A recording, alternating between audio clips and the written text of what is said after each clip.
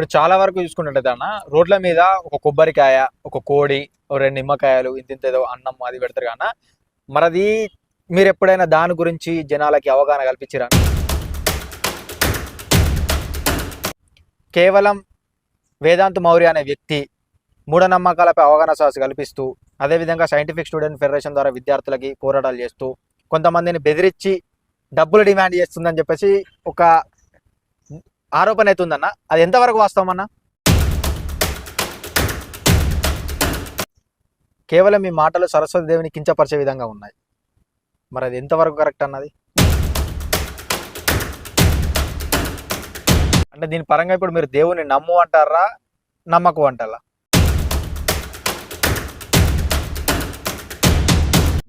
ఈ సమాజం కోసం మీరు పనిచేస్తున్న సందర్భంలో ఈ సమాజం మీకు సపోర్ట్ చేస్తుందని, ఈ సమాజం నేను దిగజారుస్తుందా? మరి అవసరమా అన్న ఇదంతా, ఈ మూఢనమ్మకాలపై అవగాహన సదస్సు కల్పించడం? హిందూ దేవుళ్ళని, ముస్లిం దేవుళ్ళని, క్రిస్టియన్ దేవుళ్ళని మీరు నమ్ముతారా అన్న? మూఢనమ్మకాలు అంటే ఏంటి అన్న అసలు?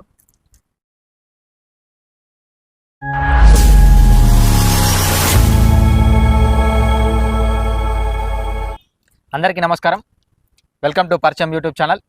ఈరోజు మనతో పాటు సైంటిఫిక్ స్టూడెంట్ ఫెడరేషన్ రాష్ట్ర ప్రధాన కార్యదర్శి, అదేవిధంగా మూఢనమ్మకాలను తొలగించేందుకు అటు ప్రజల్లో కావచ్చు, ఇటు విద్యార్థుల్లో కావచ్చు, అటు యువతీ యువకుల్లో కావచ్చు, మూఢనమ్మకాలని నమ్ముకోవడం కాదు, మీ విశ్వాసాన్ని, మీ జ్ఞానాన్ని నమ్ముకోండి అని చెప్పేసి తెలంగాణ రాష్ట్రం మొత్తం తిరుగుతూ అందరికీ అవగాహన కల్పిస్తున్నటువంటి వ్యక్తి మన మౌర్య గారితో ఉన్నాం.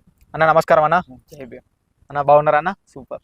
మీ స్పీచ్లు కావచ్చు, మీ అవగాహన సదస్సులు కావచ్చు, చాలా వరకు నేను చూస్తున్నా ఉన్నా. అది నచ్చి నేను చూసిన ద్వారానే మిమ్మల్ని ఇంటర్వ్యూ చేద్దామని చెప్పేసి మీతో 2-3 రోజుల నుంచి మీకు కాంటాక్ట్ అయ్యి, అదేవిధంగా మా ప్రేక్షకులకు కూడా మిమ్మల్ని ఒకసారి పరిచయం చేద్దామని చెప్పేసి తెలంగాణ రాష్ట్ర ప్రజలకు కావచ్చు, ఈ యూట్యూబ్ ఛానల్ చూస్తున్న ప్రజలందరికీ కావచ్చు మీకు తెలియజేద్దామని చెప్పేసి మేము ఇంటర్వ్యూ చేస్తున్నాం. చాలా థ్యాంక్ యూ అన్న. అన్న ఒక్కసారి మా ప్రేక్షకులకి మీ వ్యక్తిగత పరిచయం, అంటే మీరు ఎక్కడి నుంచి ఈ యొక్క హైదరాబాద్కి, ఈ యొక్క ఉస్మానియా యూనివర్సిటీకి వచ్చారని చెప్పేసి ఒక్కసారి మా ప్రేక్షకులకు తెలియజెప్తారా అన్న? అందరికీ జై భీమ్. మైసెల్ఫ్ వేదాంత్ మౌర్య. నేను ప్రస్తుతం సైంటిఫిక్ స్టూడెంట్ ఫెడరేషన్ తెలంగాణ రాష్ట్ర ప్రధాన కార్యదర్శిగా పనిచేస్తున్నాను.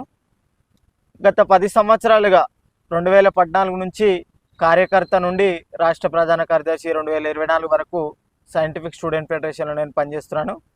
మా ప్రాపర్ వచ్చేసి మెదక్ జిల్లా అల్లాదుర్గు మండల్ రెడ్డిపల్లి అనే గ్రామంలో జన్మించాను. అలాగే ఇంటర్మీడియట్ వరకు మా మండల పరిషత్లో చదువుకోవడం జరిగింది, 10th కానీ ఇంటర్ కానీ. ఆ తర్వాత అక్కడ నేను 10th చదువుకునేటప్పుడు మా సోషల్ టీచర్ కచ్చురావు సార్ అని ఉండేవాడు. ఆ సారు, మీరు ఎప్పుడు ఇక్కడనే ఉంటే మీ జ్ఞానాన్ని ఇంకా పెంచుకోలేరు, మీరు ఇక్కడ నుంచి ఎగిరిపోతేనే మీ యొక్క జ్ఞానాన్ని పెంచుకోగలరు, నలుగురికి పంచగలరు అని చెప్పేసి ఆయన ఉపదేశించడం. దాని ద్వారా నేను అక్కడ నుండి సిద్దిపేట పోవడం, సిద్దిపేటలో చదువుకోవడం జరిగింది. అక్కడి నుంచి నాకు ఈ సామాజిక దృక్పథం అనేది ఎట్లా స్పందించడం కానీ, నేర్చుకోవడం కానీ, ఎలా మెదగాలనేది నేను సిద్దిపేటలోనే నేర్చుకోవడం జరిగింది.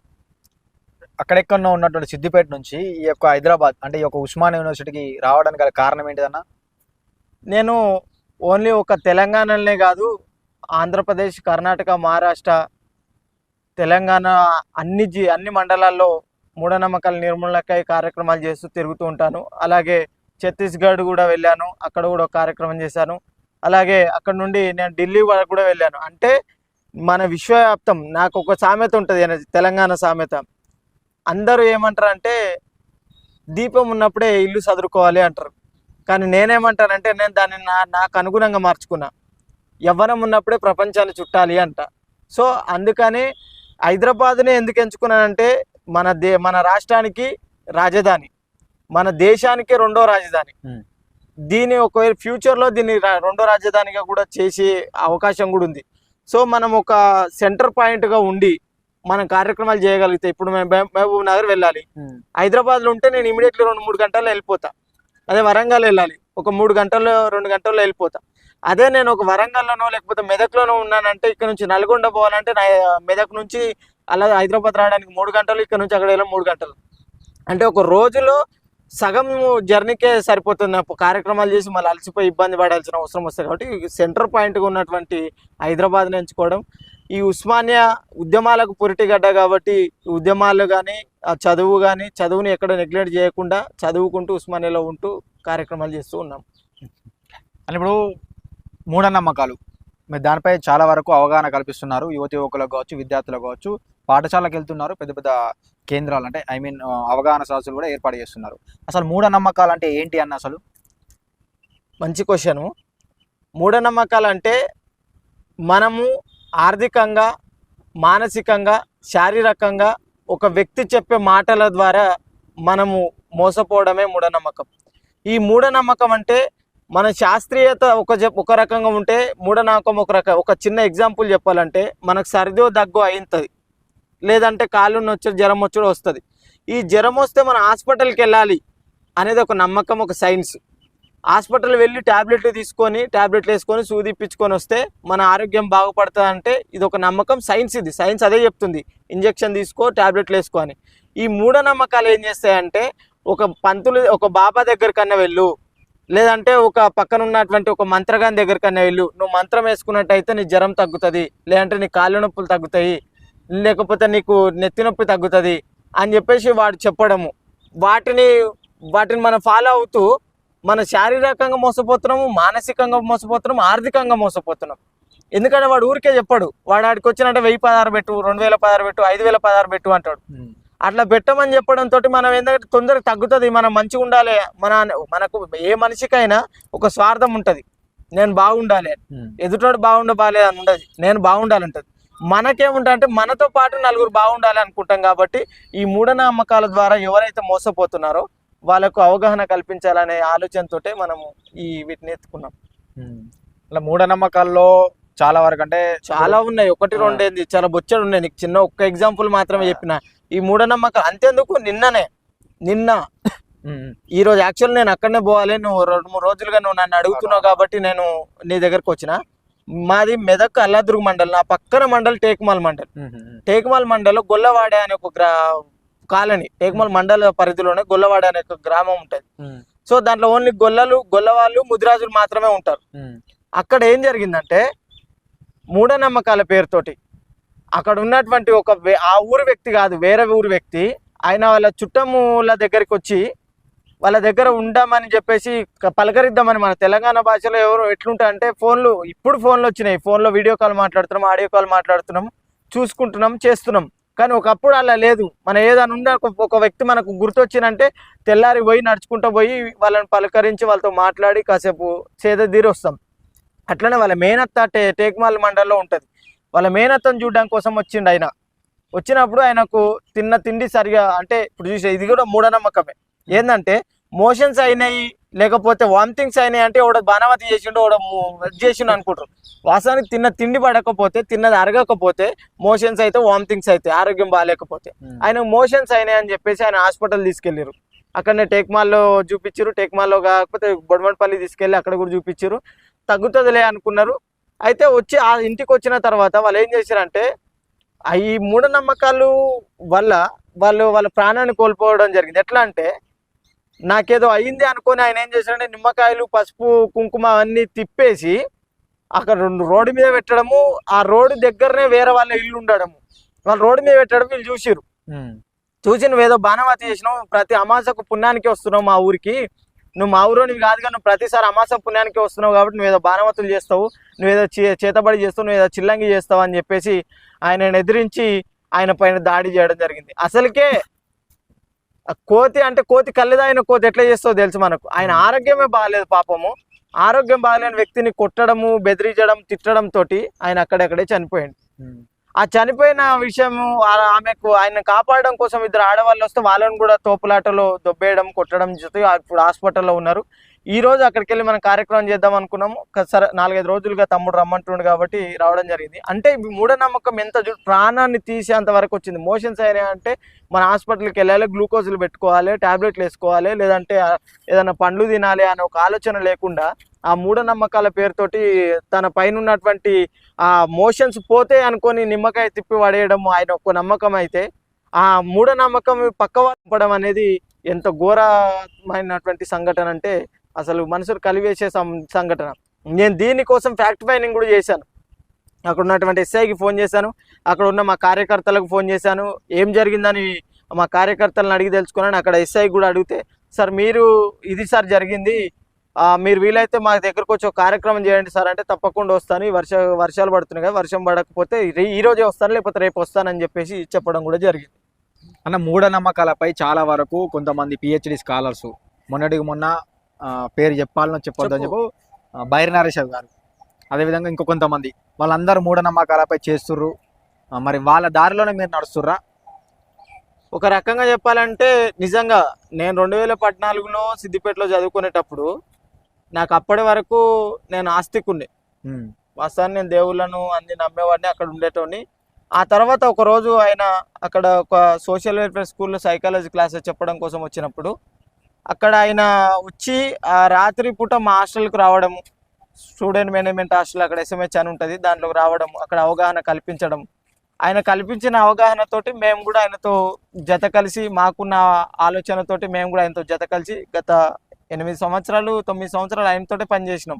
ఆయన కూడా మా సంఘంలోనే పనిచేసిండు. భారత నాస్తిక సమాజం 1972లో ఏర్పడినటువంటి భారత నాస్తిక సమాజానికి 2004లో ఏర్పడినటువంటి సైంటిఫిక్ స్టూడెంట్ ఫెడరేషన్. ఆయన 2004 నుంచి 2015-16 వరకు ఆయననే అధ్యక్షుడు. ఆయనతోటి పనిచేసినాం. అట్లా పనిచేస్తూ ముందుకెళ్తున్నాం. ఇప్పుడు చాలా వరకు చూసుకున్నట్టయితే అన్న, రోడ్ల మీద ఒక కొబ్బరికాయ, ఒక కోడి, 2 నిమ్మకాయలు, ఇంత ఏదో అన్నం అది పెడతారు కన్నా, మరి అది మీరు ఎప్పుడైనా దాని గురించి జనాలకి అవగాహన కల్పించారన్న? కొంతమంది అయితే చూసుకున్నట్టయితే ఆ కొబ్బరికాయని పగలగొట్టి తింటారు, అంటే వాళ్ళు ఉన్న వాటర్ తాగుతారు, ఆ నిమ్మకాయలు చిరపతి చేసుకొని తాగుతారు, ఆ అన్నాన్ని కూడా తింటారు. లైవ్ లో కొన్ని వీడియోలు చూసిన, నేను సోషల్ మీడియా వేదిక చాలా వీడియోలు వచ్చినాయి, ఆ వీడియోలు చూసిన. మరి అలాంటి కార్యక్రమం ఏమైనా చేశారన్న? బొచ్చాడు, ఒకటా రెండా, 100లో చేసిన. నా ఫేస్బుక్ లో కూడా ఉంటాయి వీడియోలు, ఒక్కొక్కటి లక్షల వ్యూస్ పోయినాయి కూడా. అట్లా రోడ్డు మీద పడ్డటువంటి నిమ్మకాయలు తెచ్చుకొని, అందుకు ఒక చిన్న అడిగినావు కాబట్టి సందర్భం అని చెప్తా, ఇది ఎవరికి చెప్పలేదు, ఫస్ట్ టైం అంటే అందరు రికార్డ్ చెప్పడము. 2018 నేను మా ఊర్లో, వాస్తవానికి ఆయన నాకు బ్రదర్ అవుతాడు, ఆయన కొంచెం మతి స్థిమితము లోపించడం వల్ల తనని హాస్పిటల్కి తిప్పుతూ అటు ఇటు తిప్పుతూ ఉన్నాడు. ఆయనకి ఏం చేశారంటే, ఇట్లా మూఢనమ్మకాలు ఊర్లో బాగుంటాయి, ప్రతి ఊర్లో ఉంటాయి. ప్రతి ఊర్లో ఉంటాయి కాబట్టి ఆయన ఏం చేశారంటే నిమ్మకాయలు, కోడిగుడ్లు అవన్నీ తింపేస్తున్నారు. మరి ఆయన తింపేసిండో ఎవరు తింపేసిరో తెలియదు, అక్కడ సంఘటన గుర్తుంది కాబట్టి చెప్తున్నా. నేను క్యాజువల్గా ఊర్లో అంటే బయటికి వెళ్తారు, ఎక్కడ నేను పోవాలనుకుంటే, రోడ్డు మీద 3 తవ్వల కాడ గుడ్లు 2 పెట్టేసారు. నేనేం చేసిన, తీసుకున్నా, మంచిగా తీసుకొని జేబులో పెట్టుకున్నా. దానికి గీతలు గీసారు, 4 గీతలు. ఆ గీతలు గీతలకే నేను ఏం చేయాలి, నేను వండుకుంటే బాగుండదు అని చెప్పేసి ఆ గీతలను కడిగేసిన, మొత్తం కడిగేసి ఇంట్లో పెట్టి, అమ్మ నాకు ఆకలి అవుతుంది, కొంచెం నాకు ఆమ్లెట్ వేసి అని చెప్పేసి అన్న. మా అమ్మకి నేను బాగా ఇష్టం, మేము 4 అన్నదమ్ములమైనా నన్నే ఎక్కువ ఇష్టపడుతుంది. సో ఏం చేసింది, మొత్తం కొట్టి దాన్ని ఆమ్లెట్ వేసి అన్నం పెట్టి ఇచ్చింది. ఇచ్చిన తర్వాత నేను అన్నం సగం తిన్న తర్వాత, అమ్మ ఈ గుడ్డ ఏడ తీసుకొచ్చినా తెలుసా అని అన్న.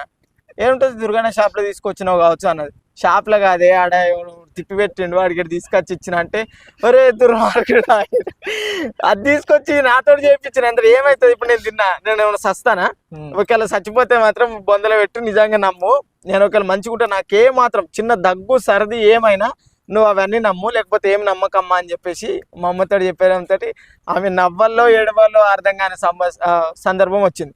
ఇట్లా ఒకటి కాదు, నేను ఒకసారి కార్యక్రమం చేయడం కోసం చీఫ్ గెస్ట్గా నేను ఇక్కడికి నల్గొండ పోయినా, మిర్యాలగూడ పోయినా, రాత్రి కార్యక్రమం చేసిన. రాత్రి అక్కడనే ఉన్నటువంటి అన్నలు షెల్టర్ ఇచ్చారు, పడుకున్నా. తెల్లారి అట్లా క్యాజువల్గా, అంటే మనం పల్లెటూర్లలో పెరిగిన వ్యక్తులం కాబట్టి బయటికి వెళ్ళడం బాగా ఇష్టం. బయటికి వెళ్తే ప్రకృతి బాగుంటుంది కాబట్టి ప్రశాంతంగా ఉంటానే ఉద్దేశంలో ఒక 2 కిలోమీటర్ల దూరం పోయి మళ్ళీ రిటర్న్ అయ్యేటప్పుడు సేమ్ నేను అన్నట్టు కొబ్బరికాయ పెట్టిరు, గుడ్డు పెట్టిరు, రైస్ పెట్టిరు, అన్ని పెట్టిరు. సో అక్కడ ఉన్నటువంటి బండ్లు అవి తిరగడం వల్ల గుడ్డు పగిలిపోయింది, కొబ్బరికాయ మాత్రం ఉన్నది. ఆ కొబ్బరికాయ తీసుకొని అక్కడనే నేను ఫేస్బుక్ లైవ్ పెట్టిన, వీడియో లైవ్ పెట్టి ఆ కొబ్బరికాయ పగలగొట్టి ఆ వాటర్ తాగి కొబ్బరికాయ తీసుకొని కార్లో పెట్టుకొని తీసుకొని వచ్చిన. అట్లా కొబ్బరికాయలు ఎన్నో. అంతేందుకు నిన్న కాక మొన్న ఒక వారం రోజుల కిందట గీడ రామ్నగర్ దగ్గర ఒక సందు ఉంటుంది, అక్కడ అక్కడ కూడా కొబ్బరికాయ పెట్టారు. అది తీసుకొచ్చి పెట్టుకొని తర్వాత ఉత్తగా తినడమే కాదు, హెల్దీ ప్రోటీన్ కావాలని చెప్పి దానికి బెల్లం కొనుక్కొని వచ్చిన. బెల్లం కొనుక్కొని వచ్చి కొబ్బరికాయ కొట్టుకొని నీళ్ళు తాగిన, కొబ్బరికాయ బెల్లం రెండు కలిపి తిన్నా.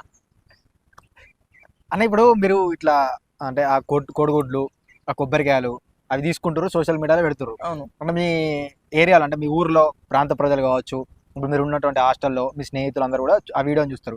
చూసిన తర్వాత వాళ్ళు మిమ్మల్ని దూరం పెడతారా, క్యాజువల్గా మీతో పాటు తిరుగుతారా అన్న? అంటే బేసిక్గా స్టార్టింగ్లో అలా చేయడము, అరే ఏంద్ర పిచ్చిలేసింది అవనికి ఇట్లా చేస్తుండు, ఇట్లా కాదుగా చేయాల్సింది, అది దున్నవాడు ఏమన్నా అయితే వానికి ఏమన్నా అవుతుంది, మన దోస్తులుగా తిరుగుతున్నాం మనకేమన్నా అవుతుంది అనే ఒక ఆలోచన ఉండే.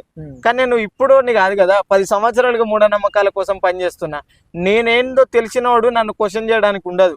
అరే నా వల్ల తెలిసి ఎంతో మంది నాస్తికులుగా తయారైన వాళ్ళు ఉన్నారు, ఎంతో మంది మూఢనమ్మకాల నిర్మూలన కోసం పనిచేసిన వాళ్ళు ఉన్నారు, నాతో పాటు కలిసి వచ్చిన వాళ్ళు వందల వేలల్లో ఉన్నారు.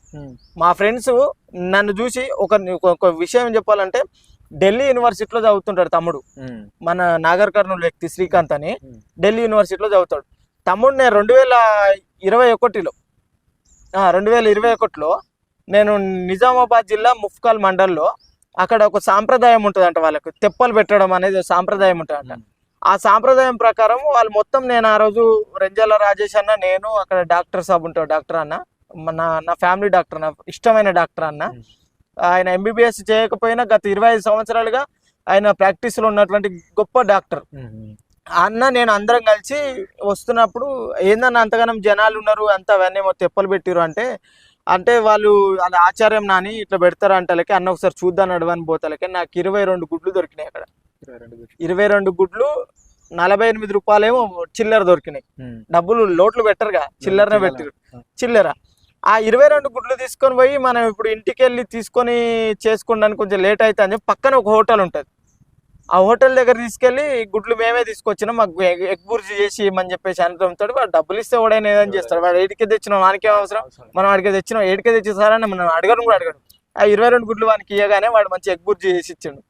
మంచి ఆయన్ని చపాతీలు ఆర్డర్ చేసుకున్నాం, తిన్నాం. అది నేను ఆన్లైన్ లైవ్ పెట్టిన. ఆ లైవ్ పెడితే ఆ లైవ్ చూసిండంట తమ్ముడు, ఢిల్లీ యూనివర్సిటీ తమ్ముడు. నేను మా దాంట్లో తమ్ముడు ఉంటాడు సత్యశోధక్ అని, మా రాష్ట్ర నాయకుడు. తమ్ముడు పెళ్లి కోసం నేను నాగర్ కర్నూలు వెళ్ళినప్పుడు ఆ పెళ్లికి వచ్చిన తమ్ముడు, అన్న మీరు వేదాంత్ కదా అంటే, అవును తమ్ముడు అన్న నేను పెద్ద ఫ్యాన్ అన్నాడు. అప్పుడు నాకు కూడా ఫ్యాన్స్ ఉంటారా చెప్తాముడు అంటే, అన్న నువ్వు ఒక వీడియో పెట్టినవు, ఆ వీడియో చూసి నేను మీకు ఫ్యాన్ అయినా అన్న, మూఢనమ్మకాల నిర్మూలన కోసం మీరు చాలా పని చేస్తున్నారు, ఆ వీడియో నేను చూసినా, నేను ఢిల్లీ యూనివర్సిటీలో చదువుకుంటాను అని చెప్పేసి ఆ తమ్ముడు చెప్పాడు. అంటే ఒక్క దగ్గర కాదు, ఆ వీడియోలు ఎంతమంది, నా ఫేస్బుక్ లో 8,000 మంది ఫాలోవర్స్ ఉంటారు, అన్ని రాష్ట్రాల వాళ్ళు ఉంటారు, అన్ని దేశాల వాళ్ళు ఉంటారు, అందరు చూస్తుంటారు. ఇంకా కువైట్ నుంచి మెసేజ్ పెడతారు, దుబాయ్ నుంచి మెసేజ్ పెడుతుంటారు, అట్లా లండన్ లో ఉన్నారు ఫ్రెండ్స్. మీరు చాలా వరకు అయితే అవగాహన సదస్సులు కావచ్చు, కొన్ని స్కూల్లో కావచ్చు, లేకుంటే కొన్ని ప్రాంతాలకు వెళ్తారు. అలాంటి సందర్భంలో కొంతమంది దయ్యం పట్టిందని చెప్పేసి ఊక్కుంటూ కొంతమంది వస్తారు. అలాంటి వారిని చూసినప్పుడు మీరు ఫేస్ చేసిన సందర్భాలు కావచ్చు, అంటే అలాంటి వారి దగ్గర నుంచి చూసిన సందర్భాలు కావచ్చు ఏమైనా ఉన్నాయన్న? చాలా ఉన్నాయి. వాస్తవానికి ఈ శిగం రావడము, దయ్యం పట్టడము ఇలాంటివి ఉన్నాయి కదా, దాన్ని ఏమంటారంటే మాస్ హిస్టీరియా అంటారు. అదొక చిన్నపాటి డిసీజ్. అది ఎందుకంటే నేను ఒక హైలైట్ కావాలి, నేను ఒక లేకపోతే ఏదో చెయ్యాలి, లేకపోతే నేనే సెంటర్ ఆఫ్ అట్రాక్షన్ కావాలనే ఒక ఆలోచనతో ఉన్నటువంటి వ్యక్తులకి వస్తుంది ఇలాంటి దయ్యం పట్టడం కానీ, లేకపోతే దేవుడు రావడం కానీ. అలా రావడంతో స్పెషల్ అఫీరెన్స్ ఉంటుంది కదా, ఎక్కడ పోయినప్పుడు ఎవరన్నా అరే ఈమె దేవుడు వస్తాడు, ఈమె కాళ్ళు మొక్కాలి, లేకపోతే దయ్యం వస్తే భయపడాలి, వానికి ఏమో ఎదురుపోవద్దు అనే ఒక ఆలోచనతో వచ్చినటువంటి ఆలోచనలే ఈ ఒక దేవుడు రావడం, దయ్యాలు పట్టడం అనేది. అట్లాంటి చాలా కార్యక్రమాలు విన్నాం, అవగాహన సదస్సులు ఏర్పాటు చేసినాం, వాళ్ళకి కౌన్సిలింగ్ ఇచ్చినాము, ఇట్లాంటి చాలా కార్యక్రమాలు చేసినాం. అన్న మీరు ఈ నాస్తిక భావజాలం వైపు వచ్చిరన్న, మరి అంటే గతంలో నీ ఫ్యామిలీ పరంగా కావచ్చు, మరి ఏ పరంగా కావచ్చు, ఏమన్నా ఇలాంటి సంఘటనలు అంటే ఏంటి అంటే ఇవి మూఢనమ్మకాలపై సంఘటనలు ఏమైనా జరిగినాయన్న? ఇది ఈ వైపు వచ్చారు అంటే ఏదో ఒక సంఘటన అయితే జరుగుంటేనే ఈ వైపు వస్తారు, మరి ఎందుకోసం వచ్చారు, ఏం జరిగిన సంఘటన? ఇది వాస్తవానికి మంచి క్వశ్చన్. ఇప్పటివరకు నేను ఎక్కడ కూడా ఆఫ్ ద రికార్డ్లోనే ఉన్నది, కనీసం నేను ఫ్రెండ్స్ కూడా ఎప్పుడు చెప్పలేదు. విషయం ఏంటంటే నేను 8th క్లాస్లో అనుకుంటా, నేను 8th క్లాస్లో ఉన్నప్పుడు మాదంతా మిడిల్ క్లాస్ ఫ్యామిలీ కాబట్టి కావున అందరూ ఏదో ఒక స్పెషలైజేషన్ ఉండాలి అంటే అందరూ మా ఇళ్ళల్లో మా చుట్టుపక్కల ఫ్రెండ్స్ వాళ్ళందరూ ఆ బ్యాండ్ కొట్టడం అలాంటివి చేసేది. చేస్తే మనకంటే నేను సకల కళలు మనకు వచ్చి ఉండాలి, మనకి ఈ పని రాలేదు అన్నట్టు ఉండకూడదని నేను బొచ్చడి చేసిన. నాకు ప్రతి ఒక్క పని, నువ్వు ఏ పని చెప్పినా నేను సుతార్ పనితో పాటు అన్ని పనులు చేస్తా. అట్లా బ్యాండ్ కొట్టడానికి వెళ్ళినా నేను. మా పక్కన మా మండలే పెద్దపూరు ముస్లాపూర్ అని ఉంటుంది. ఆ ముస్లాపూర్ అనే విలేజ్కి నేను బ్యాండ్ కొట్టడం కోసం వెళ్ళినప్పుడు అక్కడ నాకు ఫుడ్ సరిగా పడక బ్యాండ్ కొట్టడానికి పోతే ఎట్లుంటా అంటే తెల్లందాక నిద్రలు ఉండవు, తర్వాత సరిగా ఫుడ్ ఉండదు, ఏముండదు. సో అలా నాకు మోషన్స్ అండ్ వామిటింగ్స్ అయినాయి. అప్పుడు మా అమ్మ నాన్న ఊరు వెళ్ళిరు. మా అన్న వాళ్ళు హైదరాబాద్ ఉండేది, నేను మా చిన్నాన్న మాత్రమే ఉన్నాం ఇంటికాడ. మా అమ్మ నాన్న ఊరు వెళ్ళారు, జస్ట్ మా మేనమామ వాళ్ళ దగ్గరికి వెళ్ళారు. అప్పుడు నేను మా అన్నయ్య ఏం చేసినంటే తొందరగా ఇమీడియట్లీ మా ఫ్యామిలీ డాక్టర్ ఉంటాడు అక్కడ ఆర్ఎంపీ యాదగిరి సార్ అని, తన దగ్గర తీసుకెళ్ళి చూపించడంతో నా వామిటింగ్స్ అండ్ మోషన్స్ ఆగడం లేదు. రాత్రి అంతా అక్కడనే ఉన్నాము, గ్లూకోజులు పెట్టిరు, ఆయన ఆగకపోతే ఆయన ఏం చేసినాడు జోగిపేట అని ఉంటుంది, జోగిపేట హాస్పిటల్కు ఆడ కొంచెం 50 పడకల హాస్పిటల్ ఉంటుంది, అక్కడ పంపించారు. అక్కడ పోయిన తర్వాత అక్కడ చూపిస్తున్నప్పుడు అప్పుడే మా నాన్న వాళ్ళు ఊరు నుంచి వచ్చిర్రు, హాస్పిటల్కి వచ్చి డైరెక్ట్. మా అన్న వాళ్ళు హైదరాబాద్ నుంచి మా దగ్గర అప్పుడు 2-3 ఆటోలు ఉంటుండే. మా పెద్దన్న ఆటో తీసుకొని వచ్చిండు. వచ్చిన తర్వాత ఇక్కడైతే తగ్గదు అని చెప్పేసి నిజాం సాగర్ ఆ ప్రాజెక్ట్ ఉంటుంది. ఆ ప్రాజెక్ట్ దగ్గర ఇట్లనే ఒక బాబా ఉంటాడు, ఆయన ఆరోగ్యం మంచిగా చేస్తాడు, ఏదేమైనా చూస్తాడు, లేకపోతే ఏదైనా బాణబతి చేతబడి చేస్తానే ఇట్లా అవుతుంది అని మా అన్న వాళ్ళు మా అమ్మ వాళ్ళు నమ్మి అక్కడ నుంచి ఇమీడియట్లీ తీసుకొని నన్ను అక్కడ తీసుకెళ్ళారు. వాస్తవాన్ని నాకు నించోడానికి స్పేస్ లేదు, అంటే నిలబడడానికి రావట్లేదు, కూర్చోడు రావట్లేదు, ఏం తినట్లేదు, నేను బాగా బక్కగా అయిపోయినా, చిన్నపిల్లని ముందే. నేను అట్లా కావడంతో నన్ను అక్కడ తీసుకెళ్ళిరు. నేను కింద అట్లా స్టేబుల్గా కూర్చోలేకపోతే వెనకాల డిక్కీ ఉంటుంది కదా, ఆ డిక్కీలో పడుకున్నాను. నేను పడుకుంటే అన్నయ్య మెల్లిగా ఆటో తీసుకొని వెళ్ళిండు. అక్కడికి వెళ్ళి అక్కడ పోయిన తర్వాత ఒకరు తాయిత కట్టి ఏం కాదు అది ఇది అని చెప్పేసి పంపడంతో మళ్ళీ నుంచి మళ్ళీ ఇంటికి వచ్చినాం.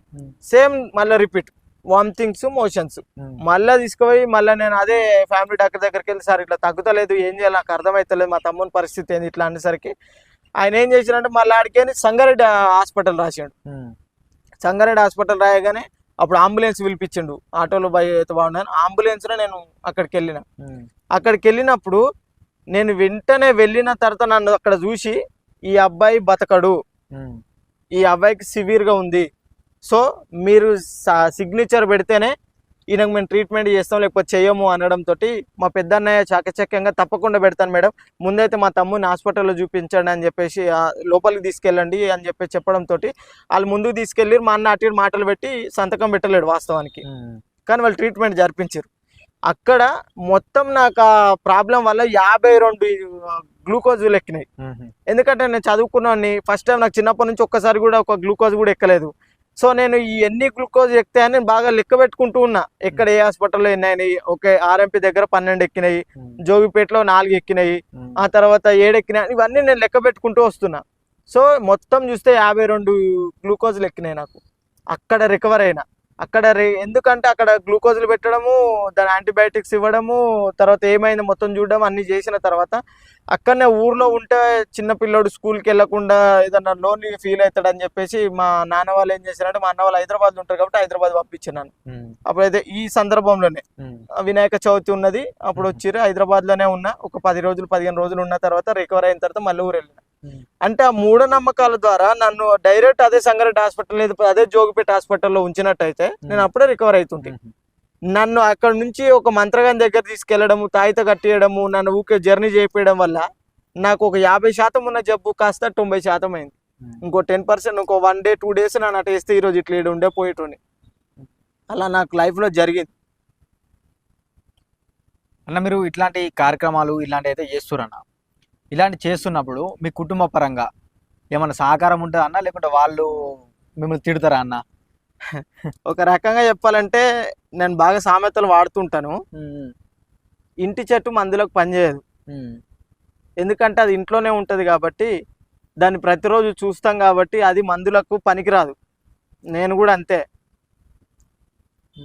సహకారం ఉంటుందా అంటే తన బతికేదో బతుకుతున్నాడు, వానంతలో వాడు ఉంటుండనే ఉంది తప్ప మనకి స్పెషల్గా గొప్ప గౌరవం ఇచ్చిన తమ్ముడు ఇంత ఎదిగిండి ఇంత చేస్తున్నా గొప్ప గౌరవం లేదు. అలా అని చెప్పేసి ఏదో సాయం చేద్దాం అన్నట్లేదు. వాడు బతుకు వాడు బతుకుని మా బతుకు మేము బతుకుతున్నాం అనేటట్టు వదిలేసారు అంతే తప్ప ఏమీ లేదు. ఇది ఒక కాంట్రవర్సీ క్వశ్చన్, ఇది అడుగుతున్నా తర్వాత ఏమైనా ఫేస్ ఏమైనా సందర్భాలతో మీరే ఫేస్ చేసుకోవాలి ఈ క్వశ్చన్. హిందూ దేవుళ్ళని, ముస్లిం దేవుళ్ళని, క్రిస్టియన్ దేవుళ్ళని మీరు నమ్ముతారా అన్న? ఎందుకు నమ్మం? ఉండి వాళ్ళ ఉపయోగం ఉంది, దానివల్ల నలుగురు బాగుపడుతురు, ఎలాంటి నష్టం లేదు అనుకుంటే నమ్మడానికి సిద్ధంగా ఉన్నా, నమ్మినా కూడా. మీరు ఒక నాస్తిక భావజాలంతో తిరుగుతురుగా అన్న, మరి హిందూ దేవుళ్ళని ఏ విధంగా నమ్ముతారు? ఇప్పుడు నాస్తికుడు అంటే ఉన్నది ఉన్నట్టు నిజాన్ని నిర్భయంగా చెప్పేవాడే నాస్తికుడు. దేవుని నమ్మనివాడు నాస్తికుడు, దేవుళ్ళని నమ్మేవాడు నాస్తికుడు అనడానికి ఏం ఉండదు.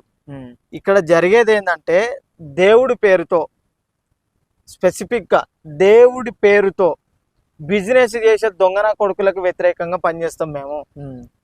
ఎందుకంటే ఇప్పుడు ఒకటి మిట్టపల్లి సురేందర్ అన్న ఒక పాట రాసిండు, తిన్నది అరగక నువ్వు తన్లాడి తన్లాడి తమలపాకు తిని అరిగించుకుంటావు, మరి మాకు తిండి లేని వాళ్ళు మా పరిస్థితి ఏందిరా అని ఒకటి రాసిండు. అంటే వాస్తవానికి తిన్నది అరగక తమలపాకు తిని తన్లాడి తన్లాడి అరిగించుకుంటాడు. మనకు అసలు తిండే లేదు. ఎవరు దేవుళ్ళని నమ్మేటోడు, మూఢనమ్మకాలు నమ్మేటోడు, వానికి ఇప్పుడు రాత్రి ఒక పొద్దంతా పనిచేసిన అనుకో, వానికి ఎంత వస్తుంది? 200 వస్తాయి అనుకో. ఆ 200 వాడు ఏం చేస్తాడు? వాడు ఇంటికి సామాన్లు తీసుకోలేడు, దానికి ఒళ్ళు నొప్పులు నేను ఒక 90 వేయలేడు. వాడు ఏం చేస్తాడు? వాడికి ఇంటికాడ ఒక సర్ది అయిందో లేకపోతే దగ్గయిందో ఏదో పిల్లలకు ఆరోగ్యం బాగాలే అంటే ఇమీడియట్ తీసుకొని ఒక బాబాగాని దగ్గర తీసుకుపోతాడు. వాడు 200 500 ఇస్తాడు. వాడు 500 ఏమన్నా వాడు ఏం చేస్తాడు? ఇంకో 200 అప్పు చేసి ఆ 200 కలిపి ఇస్తాడు. వానికి తిండే దిక్కుండదు. సో వాడు ఏం చేస్తాడంటే, నీకు ఒకవేళ ఆరోగ్యం బాగాలేదంటే నువ్వు హాస్పిటల్కి వెళ్ళు, ఒకవేళ నువ్వు డబ్బున్నో లేకపోతే నీకు డబ్బు ఉంటే ప్రైవేట్ హాస్పిటల్కి వెళ్ళు, తొందరగా రియాక్ట్ అవుతారు, పనిచేస్తారు కాబట్టి. అప్పుడు నువ్వు అక్కడికి వెళ్ళడం వల్ల నీ ఆరోగ్యం కుదిరపడుతుంది. లేదు నీ దగ్గర డబ్బులు లేవు, నువ్వేం ప్రైవేట్ హాస్పిటల్ కాకుండా గవర్నమెంట్ హాస్పిటల్ వెళ్ళు. గవర్నమెంట్ హాస్పిటల్ పోతే నీకు డబ్బులు సేవ్ అవుతాయి, నీ లైఫ్ సేవ్ ఉంటుంది, నువ్వు బాగుంటుంది. కానీ ఈ బాబాల దగ్గరికి వాళ్ళ దగ్గరికి వెళ్ళి నువ్వు నష్టపోవద్దు. అలాగే దేవుని దగ్గరికి వెళ్తే, దేవుని దగ్గరికి వెళ్ళినప్పుడు ఓకే నీ మనసులో ఉండుకొని నేను నమ్ముకొని నువ్వు ఆయనకి ఎట్లా అంటే నీకు ఇది మంచి జరగాలనో లేకపోతే చెడు ఇంకొకరికి చెడు జరగద్దనో నువ్వు మొక్కడము, లేదంటే అక్కడికి వెళ్ళి నువ్వు ప్రశాంతంగా అక్కడ ఉంటుంది కాబట్టి ప్రశాంతమైన వాతావరణంలో కూర్చున్నట్టయితే నా మనసు బాగుంటుంది అని నువ్వు వెళ్ళడంలో తప్పులేదు. కానీ నువ్వు వెళ్ళేటప్పుడు తిరుపతి ఉన్నది, తిరుపతిలో 1000 కోట్లు ఆ ఉండిలో వాడు ఒకడు డైరెక్ట్ తీసుకుపోయి వాడు నాకు ఆ జాబ్ వచ్చిందని చెప్పి తల్లిదండ్రులు కష్టపడి చదివిస్తేనే వాడికి జాబ్ వస్తుంది. వాడు ఏం చేస్తాడు? వానికి వచ్చిన ఫస్ట్ టైం జాబు 50,000 ఎంత వస్తే 50,000 తీసుకొని ఆ ఉండిలో వేస్తాడు. అదే ఆ ఉండిలేయకు, నీ తల్లిదండ్రులకు వాడుకో, లేకపోతే నీ ప్యూర్గా నీ చుట్టుపక్కల ఉన్నవాళ్ళు వాడుకో, లేకపోతే ఒక వ్యక్తిని చదువుకోవడానికి ఉపయోగపడు. అంతే తప్ప నువ్వు వాళ్ళు వేస్తే ఆ డబ్బులు ఏం తీసుకొని వాడు ఏమైనా ఇస్తుండా? ఏది టీటీడీ ఆస్తులు ఇన్ని పెరిగిపోయినాయి అన్ని పెరిగిపోయినాయి అంటారు తప్ప దాంట్లో ఎలాంటి ఉపయోగం ఉండదు. కాబట్టి నువ్వు దేవుని దగ్గరికి మనస్ఫూర్తిగా నియంత్రణ నువ్వు నమ్ముకో, తప్పులేదు. ఒకవేళ నీకు మంచి జరిగితే జరుగుతుంది, జరగకపోతే జరగకపోతుంది. కానీ దాని పేరు మీద నీ డబ్బును, నీ టైంని, నీ టాలెంట్ని వృధా చేసుకోవద్దని చెప్తాం మేము. ఇప్పుడు మీరు అన్న దాన్ని బట్టి అన్న తిరుపతి నాసులేశ్వర అన్న చూసారన్న, అదే తిరుపతి దేవస్థానాన్ని నమ్ముకొని కొన్ని అన్నసత్రాలు నడుస్తున్నాయి. ఆ అన్నసత్రాల ద్వారా ఎంతోమంది పేదలకు అక్కడ వృత్తి దొరుకుతుంది, అదేవిధంగా జీవనోపాధి దొరుకుతుంది. అదేవిధంగా అక్కడ అన్నం అంటే ఆ భోజనం ద్వారా ఎంతోమంది అన్నార్పులకు కావచ్చు, అదేవిధంగా ఆ దారి బాటలు వచ్చే వరకు పేదలకు కడుపు నిండా తిండి దొరుకుతుంది అంటే వస్తుంది. అలాంటివి రావాలంటే ఎంతోమంది దానాలు చేయాలి. మరి అలా కూడా జరుగుతుంది అన్న. అదే దానము ప్రజలకు నేరుగా చేయమంటున్నాం మేము. మన మీడియేటర్ గా ఒక పంతులను ఒక దేవుణ్ణి పెట్టుకోవద్దు అంటలే. అదే నువ్వు తిరుపతి పోయి ఎందుకు చెయ్యాలి? ఇప్పుడు ఈ నుంచి నువ్వు తిరుపతి పోయి ఎందుకు చేయాలి? ఎందుకు ఉస్మానియా దగ్గరికి బస్సుల పేదోళ్ళు లేరా? ఈ తార్నాకల రోడ్డు మీద అనుకుంటారు. తార్నాక రోడ్డు మీద ఒక 10 మంది ప్రతిరోజు చూస్తా నేను. కనీసం రాత్రి 10-11 అయిందంటే ఉంటా డివైడర్ ఉంటాయి, డివైడర్ మీద పడుకుంటారు. మరి అలాంటి ఒక ఆశ్రమం ఇయ్యు, లేకపోతే ఒక ఆశ్రమం పెట్టుకొని వాళ్ళకి బతుకునియ్యు. తిరుపతి పోయి నీకు 50,000 ఇస్తే 50,000 ఉండిలేసి లేకపోతే 5 లక్షలు ఉండిలేస్తే నీకు మంచి జరుగుతుంది, నీ బిజినెస్ బాగుంటుందా? ఇలాంటి నువ్వు సర్వీస్ ఓరియంటెడ్ గా నువ్వు అక్కడ నువ్వు తిండి పెడుతున్నావు, కడుపు నింపుతున్నావు, మంచిదే. అదే నువ్వు అంత దూరం పోయి చేయాల్సిన అవసరం. మరి ఆడికి పోయేటోళ్ళు ఎవరు? పేదోళ్ళేగా. మరి ఆడ గిన్నె తింటాడు కదా కడుపు నిండా, మళ్ళీ గాడికి పోయి సత్రంలో తిని వస్తేనే మనకి కడుపు నిండుతా. అక్కడ ఎంతో మంది కార్మికులకు జీవనోపాధి అయితే జరుగుతుంది అన్న. ఆడ బిజినెస్ జరుగుతుంది, జీవనోపాధి కాదు. ఎందుకన్నా ఇప్పుడు అక్కడ వంటశాలలో వంట చేసేటోళ్ళు కావచ్చు, అదేవిధంగా కొంతమంది సేవ ద్వారా వెళ్తారు. నేను ఏమంటున్నా, సేవ చేసేటోళ్ళని తప్పు అనట్లేదు. వాడు సేవ చేసేది వాని పక్కన. ఇప్పుడు నేను ఉన్నాను, నా దగ్గర ఒక 1000 రూపాయలు ఉన్నాయి. నేను 1000 రూపాయలు ఈ పక్కన ఉన్నటువంటి గుడికి వెళ్ళి వేయడం బదులు, నువ్వు ఉన్న తమ్ముడు ఉన్నాడు, తమ్ముడు ఆకలితో ఉన్నాడు, మధ్యాహ్నం అయింది, ఒక అన్నం పెట్టాలి, లేదంటే తమ్ముడు బండి వేసుకొని వచ్చిండు, తమ్మునికి ఒక పెట్రోల్ వేయడానికి 200 ఇవ్వాలని నీకు ఇవ్వడంలో తప్పు లేదు. నువ్వు అక్కడ దూరం పోయి నిన్ను పక్కన ఉన్నోని, ఆకలితో ఉన్నోని అడ్డపట్టించటోని అట్లనే ఉంచి నేను ఇంకొకరి చేస్తా దేవుని పేరు మీద అంటే తప్పు అంటున్నా నేను. ఇప్పుడు అలాంటి మీరు అన్నదాన్ని బట్టి అంటే ఇప్పుడు ఆ తిరుపతిలో వేసే బదులు మీ సైంటిఫిక్ స్టూడెంట్ ఫెడరేషన్ ఉంది, దీన్ని ఆధారంగా చేసుకొని మీకు డొనేట్ చేస్తే ఇది లాభం అంటారా? మరి మాకు అసలు డబ్బులే ఇవ్వద్దు అంట నేను. డబ్బులు మేము ఎక్కడ తీసుకోము కూడా. డబ్బులు మాకు రావాలి, మేము చేయాలని కాదు, నువ్వే నేరుగా చెయ్యు. ఇప్పుడు కుమార్ ఆంటీ ఉన్నది, కుమార్ ఆంటీ దగ్గర తక్కువ డబ్బులకు అమ్ముతారు కాబట్టి తక్కువ డబ్బులకు ఇస్తుందా, లేకపోతే టేస్ట్ గా వండుతుందనే కదా ఆమె దగ్గర పోతురు. అదే నువ్వు ఆమె లాంటి టేస్ట్ నువ్వు కుమార్ ఆంటీ దాకా నువ్వు గచ్చిబౌలి ఎందుకు పోవాలి? అదే నువ్వు తారనాకల సేమ్ టేస్ట్ పెట్టు, నీ దగ్గర రారా? అట్లా నేనేమంటున్నా అంటే అది బిజినెస్ మైండ్. సో మన సర్వీస్ మైండ్ ఉంటే ఏడ కనబడ్డా, ఇప్పుడు రోడ్డు మీద పోతుంటే మన కార్లో పోతున్నా, బైక్ మీద పోతున్నా ఎవరైనా అడుగుతారు, సార్ సార్ సార్ అని. వానికి 5 రూపాయలు ఇచ్చే 100 రూపాయలు అయ్యి, ఆ 100 రూపాయలు వస్తే వాడు రోజు అడుగుకుంటే మనం 100 రూపాయలు వస్తే నువ్వు ఒక్కరివే 100 రూపాయలు వేసినట్టయితే, అలా ఆ రోజే 1000 రూపాయలు వచ్చినట్టయితే ఇంకో 2 రోజులు వాడు ఇంటికాడ రెస్ట్ తీసుకుంటాడు కదా, ఎందుకు అడుక్కుంటాడు? ఈ పేదరికం అనేది ఎందుకు ఉంటుంది? పేదరికం నిర్మూలన జరగాలంటే, లేకపోతే మనిషి శారీరకంగా, ఆర్థికంగా, మానసికంగా ఇబ్బందుల నుంచి బయటికి రావాలంటే ఈ మూఢనమ్మకాలను నమ్మొద్దు. సరే అన్న, మీరు అన్నది మీ సంస్థ ఎలాంటివి తీసుకోదు అంటే సంస్థ పరంగా ఆర్థిక అవసరాలు, ఒక సంస్థ నడవాలంటే ఆర్థిక అవసరాలు చాలా ఉంటాయి అన్న. ఇప్పుడు ఒక దగ్గరికి వెళ్ళాలి, అక్కడ బహిరంగ సభ పెట్టాలి, అక్కడ మీటింగ్ పెట్టాలి, అక్కడ అవగాహన సభ అంటే అక్కడ కరపత్రాలు కావాలి, అక్కడ ఫ్లిక్స్ కావాలి, అక్కడ మైక్ సెట్ కావాలి, అక్కడ వచ్చిన వారికి టీయో స్నాక్స్ కావాలి. అలాంటి సందర్భాల్లో మీకు ఆర్థికంగా ఎలా వస్తుందన్న మరి మీ సంస్థకి? మేము ఈ మూఢనమ్మకాల నిర్మూలన కార్యక్రమాలు ఎప్పుడైనా పోలీసుల ఆధ్వర్యంలో కానీ, లేదంటే ఆ సర్పంచ్ ఆధ్వర్యంలో కానీ, అక్కడ ఉన్న మన మూఢనమ్మకాల నిర్మూలన సంఘం, లేకపోతే మన మూఢనమ్మకాల కోసం నిర్మూలన కోసం పనిచేసినటువంటి వ్యక్తులు కానీ, లేకపోతే సైంటిఫిక్ స్టూడెంట్ ఫెడరేషన్ నాయకులు కానీ ఏర్పాటు చేస్తే పోతాం. మాకేం ఖర్చు ఉంటుందంటే పోవడానికి రావడానికి మాకు వెహికల్ ఛార్జెస్ మాత్రమే ఉంటుంది. ఒకవేళ బస్సు మేము ఎప్పుడు కార్లలో ఫ్లైట్లలో తిరగాలని కోరుకోము, పాజిబిలిటీని బట్టి. ఆటో అయితే ఆటో, బైక్ అయితే బైకు, కార్ అయితే కారు, లేదా బస్సు అయితే బస్సుకి వెళ్ళి మేము కార్యక్రమాలు చేస్తుంటాం. సో అక్కడికి మాకేం అవసరం ఉంటుంది, పోయి రావడానికి ఖర్చులు మాత్రం ఉంటాయి. అక్కడ పోతే మన నాయకుడు ఉంటాడు కాబట్టి వాళ్ళ ఇంట్లో కారం రొట్టె అయినా మేము అదే తినొస్తాం, మాకు చికెన్ మటన్ పెట్టమని మేము అడగం. మేము ఆడికి పోతాం కాబట్టి ఆడేం చేస్తామంటే మాకు ఒక లార్జ్ బుక్ చేయి, ఒక 2000 పెట్టని చెప్పాము. వాళ్ళ ఇంట్లో ఏ మూలకు సందు ఉన్నది, లేకపోతే ఏడ సందు ఉందో ఆడ చూసి పడుకుంటాం. మనం ఎట్లా పోయినామని చెప్పి ఎట్టికి మూలకు పడుకోబెట్టరుగా, ఒక మంచి జాగాలో వాళ్ళ ఇంట్లోనే పడుకోబెడతారు. మాకు ఇట్లా లార్జ్ ఛార్జ్ పట్టదు. ఫుడ్ మేము వాళ్ళ ఇంట్లో ఏదో చికెన్ మటన్ పెట్టమని అను, కారం రొట్టె కారం రొట్టె తినమని చెప్తాం, తింటాం కూడా. సో మాకు ఫుడ్ ఖర్చులు ఉండవు. మాకు ఏదున్నా వెహికల్ ఛార్జ్ ఉంటుంది కాబట్టి ఆ వెహికల్ ఛార్జ్ ఇస్తే పెట్టగలిగేటోళ్ళు ఉంటే తీసుకుంటాం. వెహికల్ ఛార్జ్ ఒక 500-1000 రూపాయలు, లేదనుకుంటే మేమే పెట్టుకుంటాం. తోట పెట్టుకున్నాం, తీటా. మేము సమాజాన్ని బాగు చేద్దాం అనుకుని పోతున్నాం కాబట్టి మేము బాగు చేద్దామని ఆలోచనట్టుగా పైసలు సంపాదించుకోవాలనుకుంటే, ఇప్పుడు నేను ఇట్లా నడుచుకుంటే ఎందుకు వస్తా, లేకపోతే బైక్ మీద ఎందుకు వస్తాను, నేను ఒక కార్లో వస్తాను కదా దగ్గరికి. అన్న మీరు ఇలాంటి కార్యక్రమాలు అయితే చేస్తారు అన్న. నాకు తెలిసి ఇలాంటి కార్యక్రమాలు చేసిన సందర్భంలో కొన్ని విమర్శలు జరుగుతాయి, కొన్ని సందర్భాలలో దాడులు కూడా జరుగుతాయి. మరి అలాంటివి ఏమైనా ఫేస్ చేసిన సందర్భాలు ఉన్నాయన్న? అంటే దాడులు జరగలేవనడానికి లేదు. మేము ఒకసారి ఈ ఆంధ్ర పోయినప్పుడు అక్కడ కార్యక్రమం చేస్తున్నప్పుడు అక్కడ మీరు ఉండొద్దు, మా గ్రామ దేవతలను మేము కించపరుస్తారు, మా దగ్గర నుంచి వెళ్ళిపోమని చెప్పడం జరిగింది.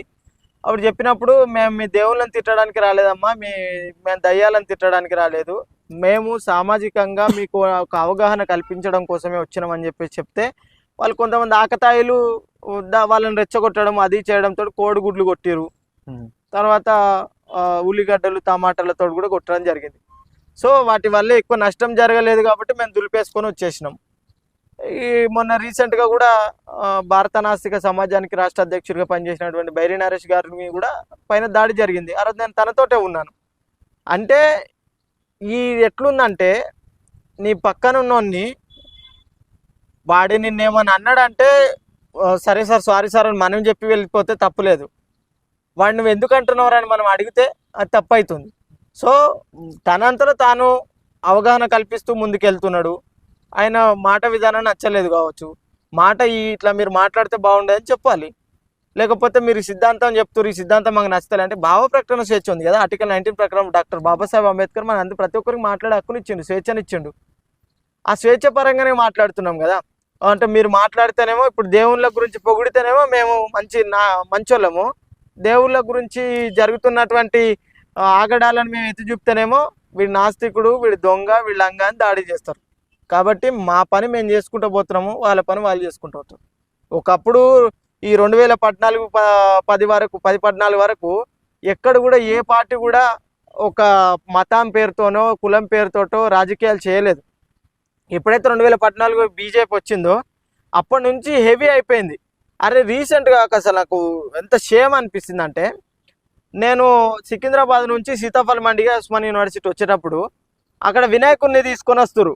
వాళ్ళు జై బోలో గణేష్ మహారాజ్ అంటలే, జై శ్రీరామ్ జై శ్రీరామ్ జై శ్రీరామ్ జై భారత్ మాత అంటారు. అరే ఇది గణపతి భయ్, గణపతిలో పండగ, గణపతిని పూజించు, గణపతిలో శివుని పూజించు, లేదంటే పార్వతిని పూజించు. మరి శ్రీరాముడి దేంట్లోకి వచ్చింది ఇట్లా అంటే ప్రతిదాన్ని హిందుత్వం వైపు మలిచి ప్రతి ఒక్క నేను కూడా 2012-13లో మా విలేజ్లో మా కాలనీలో విగ్రహం పెట్టిందే లేదు. నేనే పెట్టిన విగ్రహాన్ని, నేను వినాయకుని విగ్రహం పెట్టాను. వినాయకుని విగ్రహం పెట్టినా అక్కడ ప్రసాదం అన్నదానం చేపించిన తర్వాత ప్రసాదాన్ని అందరికి పంచించిన, అక్కడ బిజినెస్ చేయలే నేను. ఎవరో పంతులు వచ్చి చెప్పాల్సిన అవసరం మేమే మంత్రాలు చదివినాం బుక్ కొనుక్కొచ్చుకొని. మేము కూడా హిందువులే అందరము, మేము పుట్టడం బై బార్ని హిందువుగా పుట్టినాము. డాక్టర్ బాబాసాహెబ్ అంబేద్కర్ అంటాడు, నేను పుట్టడం హిందువుగా పుట్టాను కానీ చావడం మాత్రం హిందువుగా చావను అని. కాబట్టి ఈ అవగాహన కల్పించడమే మా ఆలోచన. ఎవరినో ఏ దేవుని తిట్టడము, లేకపోతే మతాన్ని దూషించడము, కులము మతము లేదు అని చెప్పడమే కదా మా సంఘం అంటే. కులానికి మతానికి అతీతంగా, రాజకీయ పార్టీలకు అతీతంగా పనిచేసేది కదా మా సంఘము. ఇలాంటి కార్యక్రమాలు అయితే చేస్తురన్నా. ఇంట్లో ఫ్యామిలీ అది బయట వాళ్ళు పక్కన పెట్టండి, మీ మమ్మీ డాడీ అంటే మీ అమ్మ నాన్న మిమ్మల్ని విమర్శిస్తారా, మెచ్చుకుంటారా? మరి వాళ్ళ సపోర్ట్ ఏమైనా ఉంటుందా మీకు? బేసిక్గా నేను ఈ సామాజిక దృక్పథానికి రాకపోవచ్చు. నేను మా నాన్న ఉంటే 2014లోనే నాన్న చనిపోవడం జరిగింది. నేను ఇంటర్మీడియట్ అయిపోయింది, నేను డిగ్రీ స్థాయిలో ఉన్నప్పుడే నాన్న చనిపోయిండు. సో నాన్న ఉంటే ఆయన ఒక రోల్ మోడల్. ఇంకా నాన్న గురించి ప్రత్యేకంగా స్పెషల్గా చెప్పడానికి లేదు. ప్రతి ఒక్క నాన్న ఏం చేస్తాడో మీ అందరికి తెలుసు. మా లైఫ్లు వేరేలా తీర్చిదిద్దేది, ఇప్పటివరకు పెళ్లి చేసి పంపించేసేది, లేదంటే ఏదో బిజినెస్ పెట్టించేది, లేకపోతే ఏదో ఉద్యోగంలో ఉండేటోనే నేను. మా నాన్న లేకపోవడం నాకు ఫ్రీడమ్ ఎక్కువ దొరికింది. ఎందుకంటే ఇక ఇంట్లో ఒక పెద్ద దిక్కు కనుసంధాలో నడుస్తుంటాం అందరం.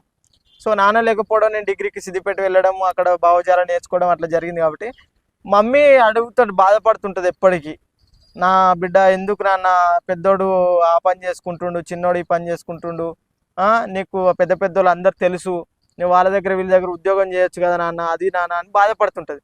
నేను ఒకటే చెప్తా అమ్మకి, అప్పుడు మన బాధపడుతుంది కావచ్చు కానీ అమ్మ నీకు 4 కొడుకులు కదా, 4లో 3 నీ కోసం కన్నావు, 4ని సమాజం కోసం కన్నావు, నన్ను వదిలేయచ్చు కదా అమ్మ అని అంటే అప్పుడు మందము అమ్మ మస్తు బాధపడుతుంది కావచ్చు కానీ బయటికి వ్యక్తం పరచదు.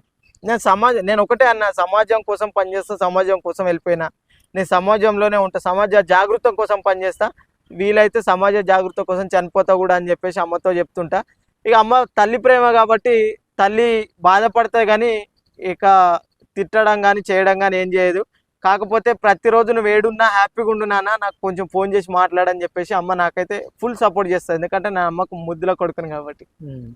ఈ సమాజం కోసం మీరు పనిచేస్తున్న సందర్భంలో ఈ సమాజం మీకు సపోర్ట్ చేస్తుందని, ఈ సమాజం నేను దిగజారుస్తుందా? మరి ఒక రకంగా చెప్పాలంటే సమాజం నాకు మేలే చేస్తుంది అనుకుంటా.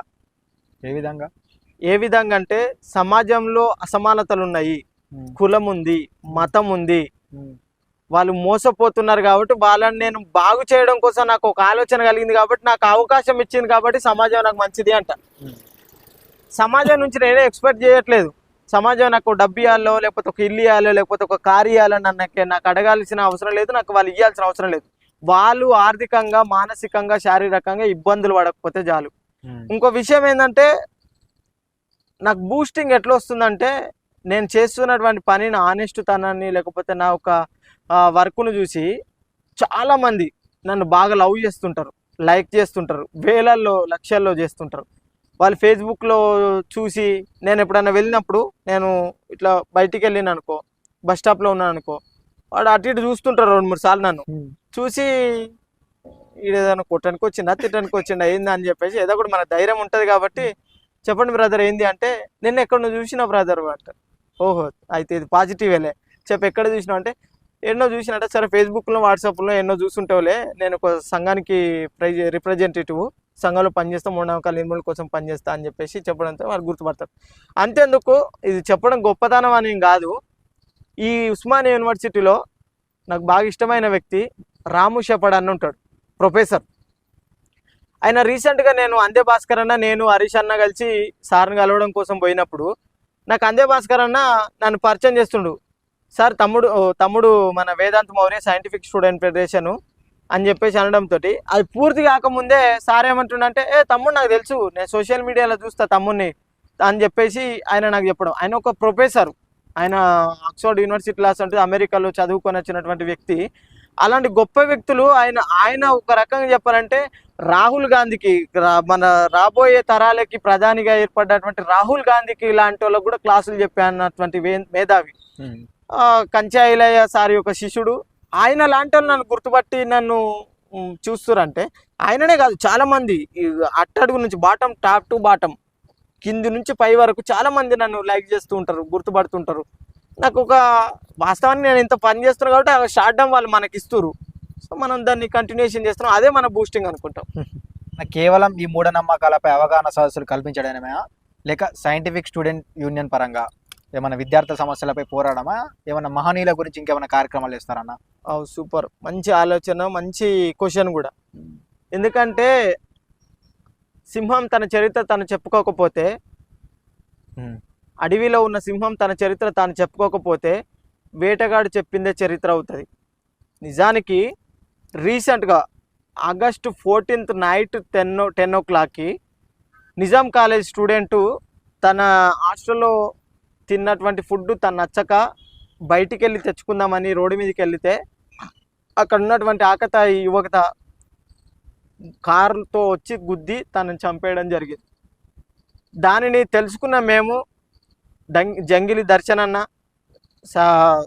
DBSA Dalit Bahujan student association state coordinator, అలాగే టిఎస్పిఎస్సి జాకు వలిగొండ నరసింహన్న, తర్వాత వీళ్ళందరం కలిసి మేము ప్రశాంత్ చిన్న అన్న అడ్వకేటు, సుబ్బు అన్న అడ్వకేటు, వీళ్ళందరం కలిసి అక్కడికి వెళ్ళి ఆ పోలీస్ స్టేషన్లో మేము అడగడంతో వాళ్ళు సహాయం చేయనన్నారు, కేసు పెడతామన్నారు పోలీసులు వాళ్ళు. కానీ అక్కడ చనిపోయినటువంటి వ్యక్తికి ఎలాంటి డబ్బులు మేము ఇయ్యము, ₹1 కూడా ఇయ్యము అంటే మేము ఒకటే చెప్పినాం, ఆయనను చంపింది మీరే, ఆయనను ఇబ్బంది పెట్టింది మీరే, తీరా మీరు ఎలాంటి పరిహారం ఇవ్వను అని చెప్పేసి అంటున్నారు, రేపటికాడ మీకు కూడా ఇలా అయితే ఎలా సార్ అని చెప్పేసి మేము వాళ్ళని క్వశ్చన్ చేయడంతో, వాళ్ళు ₹1 కూడా ఇయ్యము అన్న వ్యక్తులు 3 లక్షలు ఇస్తామని చెప్పారు.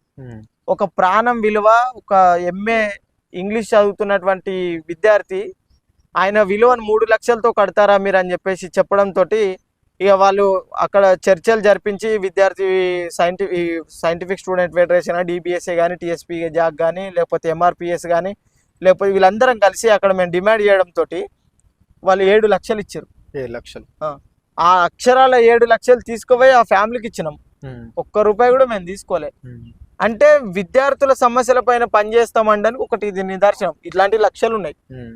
అది నేను కూడా ఈ సంఘటన మీ సోషల్ మీడియా వేదిక ద్వారా చూసినా, ₹7 లక్షలు అందియడం, హాస్పిటల్ ముందు ధర్నా చేయడం. ఆ 7 లక్షలే కాకుండా మళ్ళీ ఏం చేసినామంటే, ఆ నిజాం కాలేజ్ స్టూడెంట్ కాబట్టి ఆ నిజాం కాలేజీ నుంచి కూడా ప్రొఫెసర్ల నుంచి లేకపోతే విద్యార్థుల నుంచి ఒక రోజు మెస్ బిల్లు వాళ్ళకి ప్రొవైడ్ చేయాలని మేము డాక్టర్ ప్రొఫెసర్ భీమా గారిని కూడా కలిసి, ప్రిన్సిపాల్ సార్ని కలిసి మేము వాళ్ళకు డబ్బులు హెల్ప్ చేయమని చెప్పి వాళ్ళ త్రూలో కూడా డబ్బులు ఇప్పించే ప్రయత్నం చేసినాం.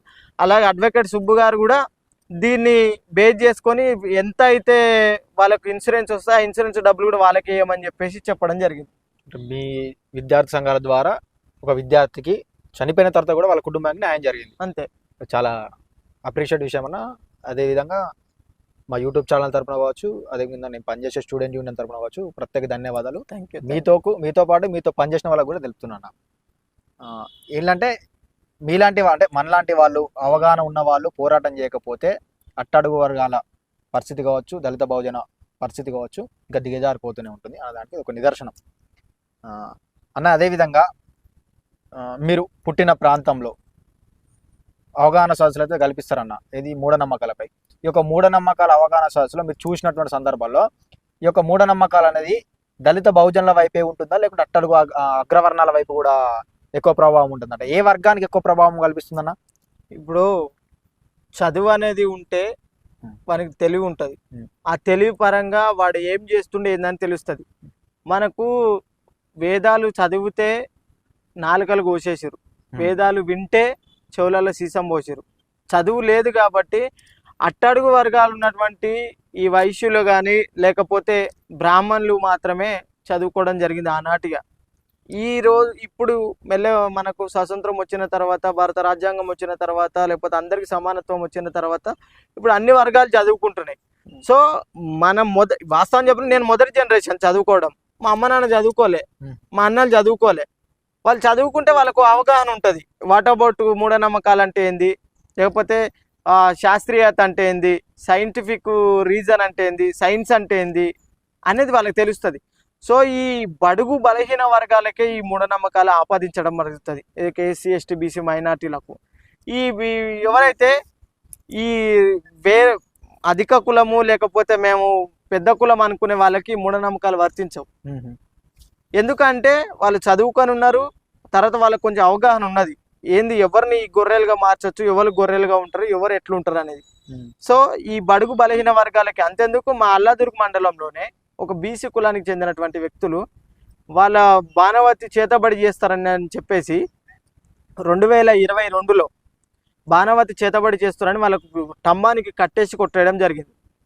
అప్పుడే ఉన్నటువంటి మోహన్ రెడ్డి సారు, ఇప్పుడు ప్రజెంట్ ఉన్నటువంటి ప్రవీణ్ రెడ్డి సారు వాళ్ళను బేస్ చేసుకొని అప్పుడు ఉన్నటువంటి జార్జి సార్ గారిని వీళ్ళందరూ బేస్ చేసుకుని అవగాహన కార్యక్రమాన్ని ఏర్పాటు చేసి ఆ విలేజ్లో వాళ్ళకి మేము అవగాహన కల్పించడంతో, అరే మా విలేజ్లో ఇంత మంచి ఆనిముత్యం ఉందా, ఇంత మంచి నేను అసలు తెలియదే, ఇంత మంచి మాట్లాడి ఇంత మంచి చేస్తాడనే ఒక ఆలోచన వాళ్ళకి కల్పించడం, అవగాహన కల్పించడం కోసం కానీ మనం ఏదో మెప్పులు పొందాలి, సన్మానం చేయించుకోవాలని ఒక ఆలోచన.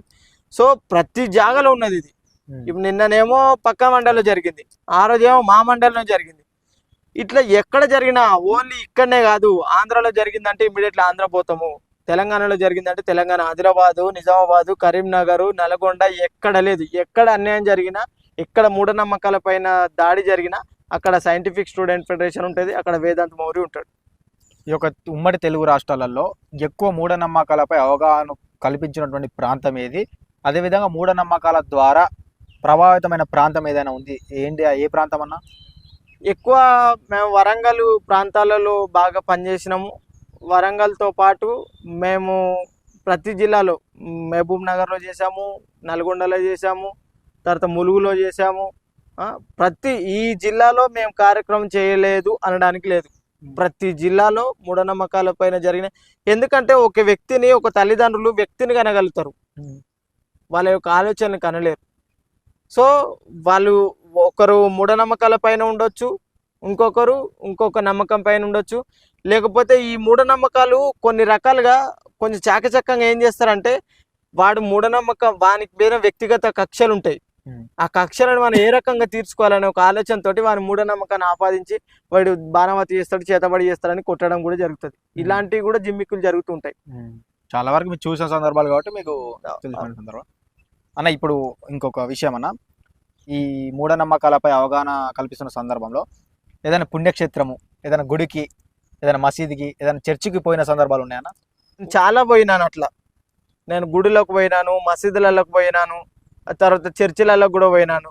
అంతేందుకు హిస్టారికల్ ప్లేసెస్ అవి. ఎందుకంటే ఒక రాతి కట్టడాలుగా, ఒక 100 సంవత్సరాల కిందట కట్టినటువంటి వాటిగా, లేకపోతే వాటి స్ట్రక్చర్ నచ్చో వాటిని చూడడం కోసం నేనంతా ఒక ప్రపంచ ప్రేమికుని. నేను ప్రపంచ ప్రేమికుని కాబట్టి నేను బాగా జర్నీలు చేస్తుంటాను, టూర్లు పోతుంటాను కాబట్టి ఆ రకంగా. అంతేందుకు రీసెంట్గా నేను చార్మినార్ వెళ్ళాను. చార్మినారు అది చారిత్రక కట్టడం, అది ఒక 100 సంవత్సరాల కిందట కట్టినటువంటి ఒక చారిత్రక కట్టడం కాబట్టి అది చూడడం కోసం, ఆ వాతావరణాన్ని మనం ఆస్వాదించడం కోసం పోయినా. దాని పక్కనే ఉన్నటువంటి మసీదు కూడా వెళ్ళిన, దాంట్లో ఏముంది, ఎట్లుంది, కట్టడం ఎట్లుంది, ఏంది అనేది చూసిన, ఫోటోలు దిగినాం, వచ్చినాం. అంతేందుకు ఈడ సికింద్రాబాద్ దగ్గర వెస్లీ ఉంటది చర్చ్. అవును. చాలా రోజుల కిందట ఈ సికింద్రాబాద్ ఏరియా మొత్తము క్రిస్టియానిటీని బేస్ చేసుకొని నిర్మితమైనటువంటి ప్లేసు. అక్కడ చర్చిలో ఒకరోజు ఆ సందర్భంలో అక్కడికి వెళ్ళినప్పుడు ఒక ఫ్రెండ్ వస్తా అంటే ఫ్రెండ్ కోసం వెళ్ళినప్పుడు ఆ ఫ్రెండ్ రాలేవాడు, కొంచెం లేట్ అవుతుంది. లేట్ అయితే రోడ్డు మీద నిలబడి ఆ ట్రాఫిక్ జామ్ తోటి మనం ఎందుకు బుర్ర ఖరాబ్ చేసుకొని ప్రశాంతంగా లోపల కొంచెం ప్రశాంతత ఉంటుంది కదా, పోదామని చెప్పేసి లోపల చర్చికి పోయి ఆ మొత్తం ఇంటీరియల్ డిజైన్ మొత్తం ఆయన చూసినాను. నేను బై బర్త్ నేను మెదక్లో పుట్టడం కాబట్టి మెదక్ ఫేమస్ ఏంటంటే ప్రపంచంలో 2వ అత్యధిక పెద్దది మంచి చర్చ్ అది. దాన్ని నేను ఒక 100 సార్లు పోయి ఉండొచ్చు. నేను అటు నుంచి నేను అల్లదుర్గు నుంచి బొడమటిపల్లికి వచ్చి బొడమపల్లి మెదక్ నుంచి సిద్దిపేట నాది జర్నీ, సిద్దిపేటలో చదువుకుంటప్పుడు. సో నేను అక్కడికి వచ్చినప్పుడల్లా అక్కడ చర్చికి వెళ్ళి వచ్చేటోని, అట్లా మసీదులోకి వెళ్ళినా చర్చిలోకి వెళ్ళినా. అక్కడ అంతేందుకు అన్నవరం టెంపుల్ కూడా పోయిన నేను. అక్కడికి మేము కార్యక్రమం చేయడం కోసం పోయినప్పుడు సరే ఇంతమంది వచ్చి మొక్కుతున్నారు, ఇంతమంది. వాస్తవానికి చెప్పాలంటే తిరుపతిలో ఉన్నటువంటి తిరుపతి వెంకన్న బుద్ధుడు బౌద్ధ క్షేత్రాలు అవన్నీ, ఆ బౌద్ధ క్షేత్రాలన్నీ ధ్వంసం చేసి ఈ హిందుత్వ మతంలోకి మార్చి చేస్తున్నాడు. వాటి అక్కడ మన బౌద్ధ ఆనవాళ్ళు దొరుకుతాయి కాబట్టి వాటిని చూసి రావచ్చు అనే ఉద్దేశంతో కూడా నేను వెళ్తూ ఉంటాను. నేను నాస్తిక్ నన్ను గుళ్ళకు పోకుండా ఉండను, నాస్తిక్ నేను వాళ్ళు ఇచ్చే ప్రసాదం తినకుండా. అది ఆరోగ్యానికి మంచిది భయ్, తింటే ఆకలి తీరుతుంది, ప్రసాదం తినాలి, తప్పేముంది. నేను ప్రసాదాలు కూడా తింటుంటా. అంటే దీని పరంగా ఇప్పుడు మీరు దేవుని నమ్ము అంటారా, నమ్మకు అంటారా? దేవుని వల్ల లాభం జరుగుతుంది అంటే నమ్మండి బ్రదర్. దేవుని పేరుతో మిమ్మల్ని మోసం చేస్తున్నారు కాబట్టి, దేవుని పేరుతో మిమ్మల్ని మోసం చేస్తున్నారు కాబట్టి నమ్మొద్దు అని చెప్తా. మీకు ఒకవేళ నిజంగా దేవుడు ఉంటే తిరుపతి వెంకన్న దగ్గరికే పోవాల్సిన అవసరం లేదు, లేకపోతే హైదరాబాద్లో ఉన్నటువంటి పలాని గుడికి పోవాల్సిన అవసరం లేదు, లేకపోతే కాశీకో కాశ్మీర్కో పోవాల్సిన అవసరం లేదు. మీకు మీ మనసులో నిజమైన దేవుడు ఉన్నట్టయితే, ఒక చిన్న ఎగ్జాంపుల్ చెప్తా దీనికి. ఒక తండ్రికి 4 కొడుకులు, ఎవరిని ఎందుకు ఎగ్జాంపుల్ నేనే తీసుకుంటా. మేము 4 అన్నదమ్ములం. మా 4కి మా నాన్న ఒకేలా చూస్తాడా లేకపోతే వేరు వేరు చూస్తాడా? ఒకవేళ మా దగ్గర ఒక 4 ఎకరాల ఆస్తి ఉంది, మా పెద్దన్నకు 2 ఎకరాలు ఇచ్చి మా చిన్నన్నకు 1 ఎకరం ఇచ్చి మా ఇంకొక అన్నకి నాకు హాఫ్ ఎకరం ఇస్తాడా? తండ్రి 4కి సమానంగా చూస్తాడు. అదే ఒక తండ్రి స్థానంలో దేవుని పెట్టినట్టయితే దేవుడు అందరి సమానంగా చూడాలి. ఎందుకు ఈ హెచ్చు తగ్గులు, ఎందుకు ఈ కుల మతాలు, ఎందుకు ఈ ఆర్థిక దోపిడీ, ఎందుకు ఈ భూమి ఎందుకు జాతీయం చేయబడలేదు, ఎందుకు భూమి ఉన్నోడు ధనవంతుడు అవుతుండు, భూమి లేనోడు పేదోడు ఎందుకు అవుతుండు, అడగ తినవాడు ఎందుకు అవుతుండు? అందరినీ సమానంగా చూడు కదా. ఇప్పుడు ఒక తల్లికి పుట్టిన 4 చాతుర్వర్ణం మయా సిస్టమ్ అంటాడు బ్రాహ్మణ్. అంటే 4 వర్ణాలు. ఆ 4 వర్ణాలు ఏంది? తలకాయ నుంచి బ్రాహ్మణుడు పుట్టాడు, భుజాల నుంచి క్షత్రియుడు పుట్టాడు, కడుపుల నుంచి ఉదరం నుంచి వైశ్యులు పుట్టారు, కాళ్ళ నుంచి శూద్రులు పుట్టారు.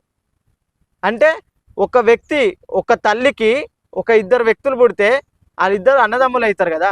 మరి ఒక శరీరం నుంచి పుట్టిన 4 అన్నదమ్ములు ఎందుకు కాలేకపోతున్నారు? ఒకడు వైశ్యుడు ఎందుకైండు, ఒకడు బ్రాహ్మణుడు ఎందుకైండు, ఒకడు శూద్రుడు ఎందుకైండు?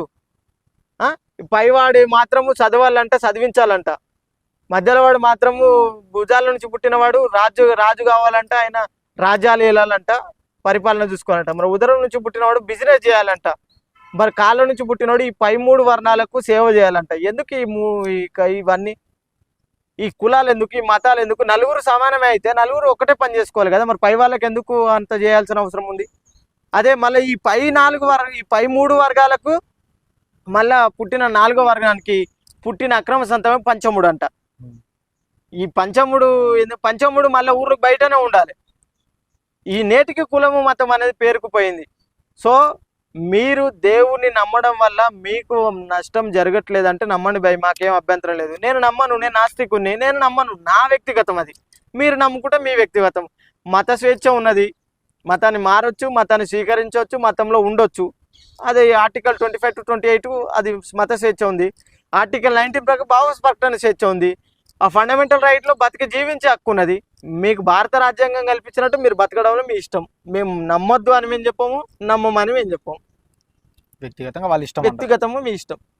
అలా మీరు సైంటిఫిక్ స్టూడెంట్ ఫెడరేషన్లో పనిచేస్తారు కదా, అసలు సైంటిఫిక్ స్టూడెంట్ ఫెడరేషన్ అంటే ఏంటిది, అసలు ఇది దేనికి అనుబంధ సంస్థ, అసలు ఈ సైంటిఫిక్ స్టూడెంట్ ఫెడరేషన్ ఏ కార్యక్రమాలు చేస్తాను అసలు? వాస్తవానికి ఇది నువ్వు మొదటగా అడగాల్సిన క్వశ్చన్. సో ఇది 1972లో డాక్టర్ జయగోపాల్, ఆంధ్ర పెరియర్గా పిలువబడే డాక్టర్ జయగోపాల్ గారు భారత నాస్తిక సమాజం అనే ఒక సంఘాన్ని స్థాపించడం జరిగింది. అది నేటికి 53 సంవత్సరాలు అవుతుంది, అది కంటిన్యూషన్లో ఉంది.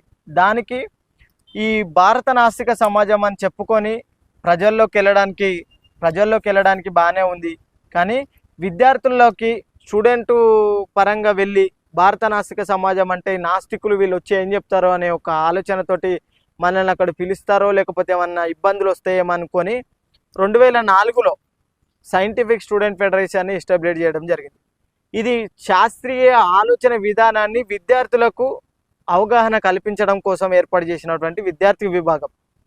దీన్ని ఫౌండర్ ప్రెసిడెంట్గా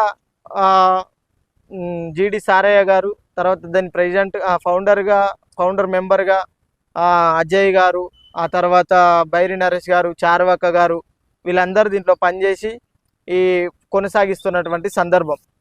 దాంట్లో భాగంగా ఈ ఆలోచన విధానము, ఈ మూఢనమ్మకాల నిర్మూలన చేయడం కోసం మనం ఏ రకంగా సాయం చేస్తాము, ఏ రకంగా మనం పనిచేస్తామని ఒక ఆలోచనతో 2014లో దీంట్లోకి నేను అనుబంధంగా మొదటిసారిగా, నేను ఏ సంఘంలో పనిచేయలేదు, మొదటిసారిగా 2014 ఈ సంఘంలోకి నేను రావడం, కార్యకర్తగా జాయిన్ అవ్వడం, తర్వాత జిల్లా అధ్యక్షునిగా తీసుకోవడం, ఆ తర్వాత అంచెలంచెలుగా రాష్ట్ర ప్రధాన కార్యదర్శిగా, రేపు ఇంకా ఏమైనా పెద్ద అవకాశాలు వచ్చినా సమాజం జాగృతం కోసం పనిచేస్తున్నాం కాబట్టి చేయడానికి సిద్ధంగా ఉన్నాం.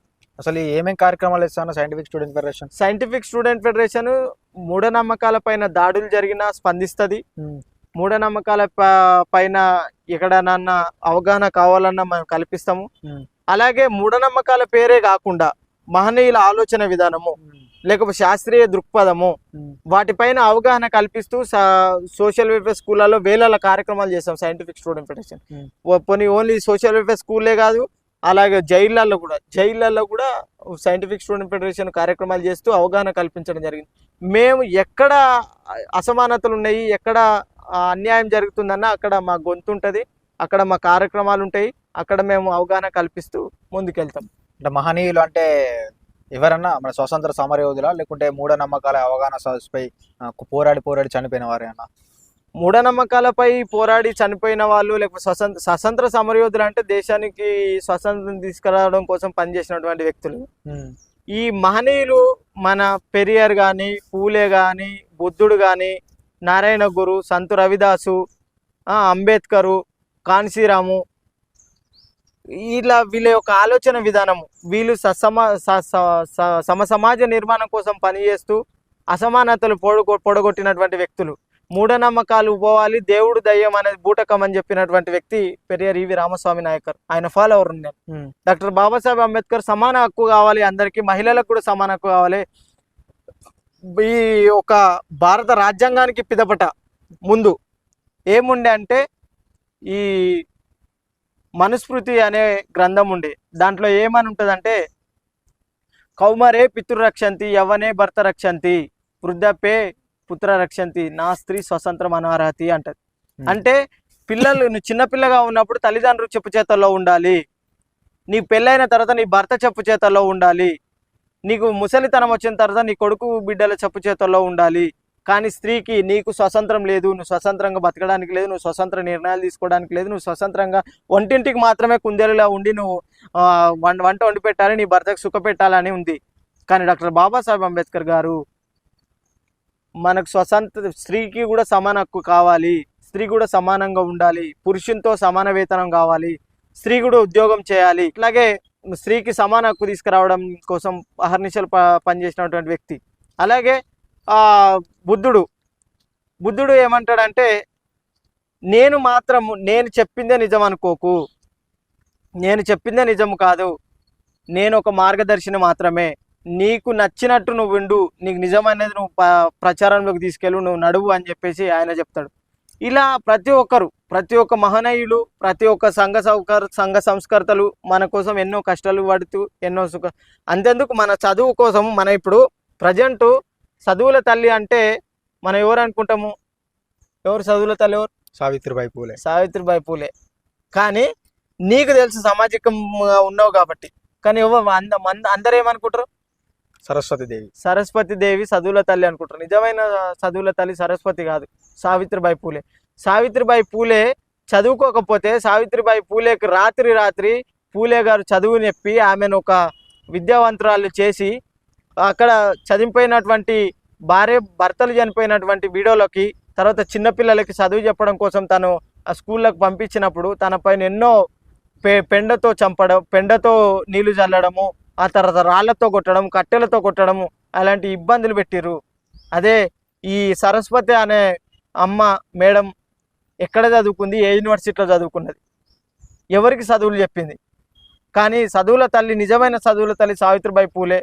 అదే బాబాసాహెబ్ అంబేద్కర్ గారు లండన్లో చదువుకునేటప్పుడు కానీ లేకపోతే వాళ్ళ పిల్లల బావుబావులు చూసుకొని ఆయన ఒక అడుగుజాడలో నడిచినటువంటి రమాబాయి తల్లి, వీళ్ళ యొక్క మహనీయుల ఆలోచన విధానంతో ఈ అవగాహనలు కల్పించడం వల్ల వర్ధంతులు జయంతులు చేయడం, విగ్రహాల ఆవిష్కరణలు చేయడం, ఇలాంటి చేస్తూ సైంటిఫిక్ స్టూడెంట్ ఫెడరేషన్ ముందుకు వెళ్తుంది. విద్యార్థి సమస్యలపైన, అలాగే సామాజిక ఉద్యమాలపైన, లేకపోతే రాజకీయ అసమానతలపైన, ప్రతి ఒక్కటిపైన మేము దీనికి స్పెసిఫిక్గా పనిచేస్తామని లేదు. అన్ని విషయాల మీద ఒక విద్యార్థి నాయకునిగా, ఒక విద్యార్థి లోకంగా మేము ఏ రకంగా అయితే స్పందించాలో ఆ రకంగా స్పందిస్తూ మాట్లాడుతూ ఉద్యమాలు చేస్తూ ముందుకెళ్తున్నాం. నువ్వు కాంట్రవర్సీలో ఒక మాట అన్నా శరణ, కేవలం మీ మాటలు సరస్వతి దేవిని కించపరిచే విధంగా ఉన్నాయి. మరి అది ఎంతవరకు కరెక్ట్ అన్నది? నేను కించపరచలేదు, నేను కించపరచను. నేను ఒక స్త్రీ పక్షపాతిని. నేను ఒక స్త్రీని ఎందుకు కించపరుస్తా? నేను సరస్వతి దేవి ఎక్కడ చదువుకుంది అని అడిగాను. అడగడం తప్ప అది కించపరచడమా? ఆ మాట కించపరిచే విధంగా కాదు, కించపరచడం అసలుకే కాదు. సరస్వతి దేవి ఎక్కడ చదువుకున్నది లేదు, ఎవరికి చదువు చెప్పింది కాదు. కానీ సావిత్రిబాయి పూలే అయితే అందరికి చదువు చెప్పింది, అందరికి మార్గదర్శిగా నిలబడ్డదనే చెప్పింది తప్ప నేను ఏ స్త్రీని కించపరచను. అసలు ఆ కించపరిచే అవకాశం నాకు వద్దు, నేను తీసుకోను కూడా. అన్న, మీరు సైంటిఫిక్ స్టూడెంట్ ఫెడరేషన్లో పనిచేస్తున్నారన్నా, అదేవిధంగా మూఢనమ్మకాలపై అవగాహన సదస్సు కల్పిస్తారు. మరి మీ విద్యాభ్యాసం ఏమన్నా ఉందా అన్న? ఎందుకు లేదు? విద్యార్థి నాయకునిగా స్టిల్ నా స్టూడెంట్ని కాబట్టే కదా విద్యార్థుల పక్షాన నిలబడి పనిచేయగలుగుతున్నాను. నేను డిగ్రీ సిద్దిపేటలో చేశాను, గౌడ్ డిగ్రీ కాలేజీలో. ఆ తర్వాత డిప్లొమా మ్యాజిక్ కోర్స్ చేశాను పొట్టి శ్రీరాములు తెలుగు యూనివర్సిటీలో.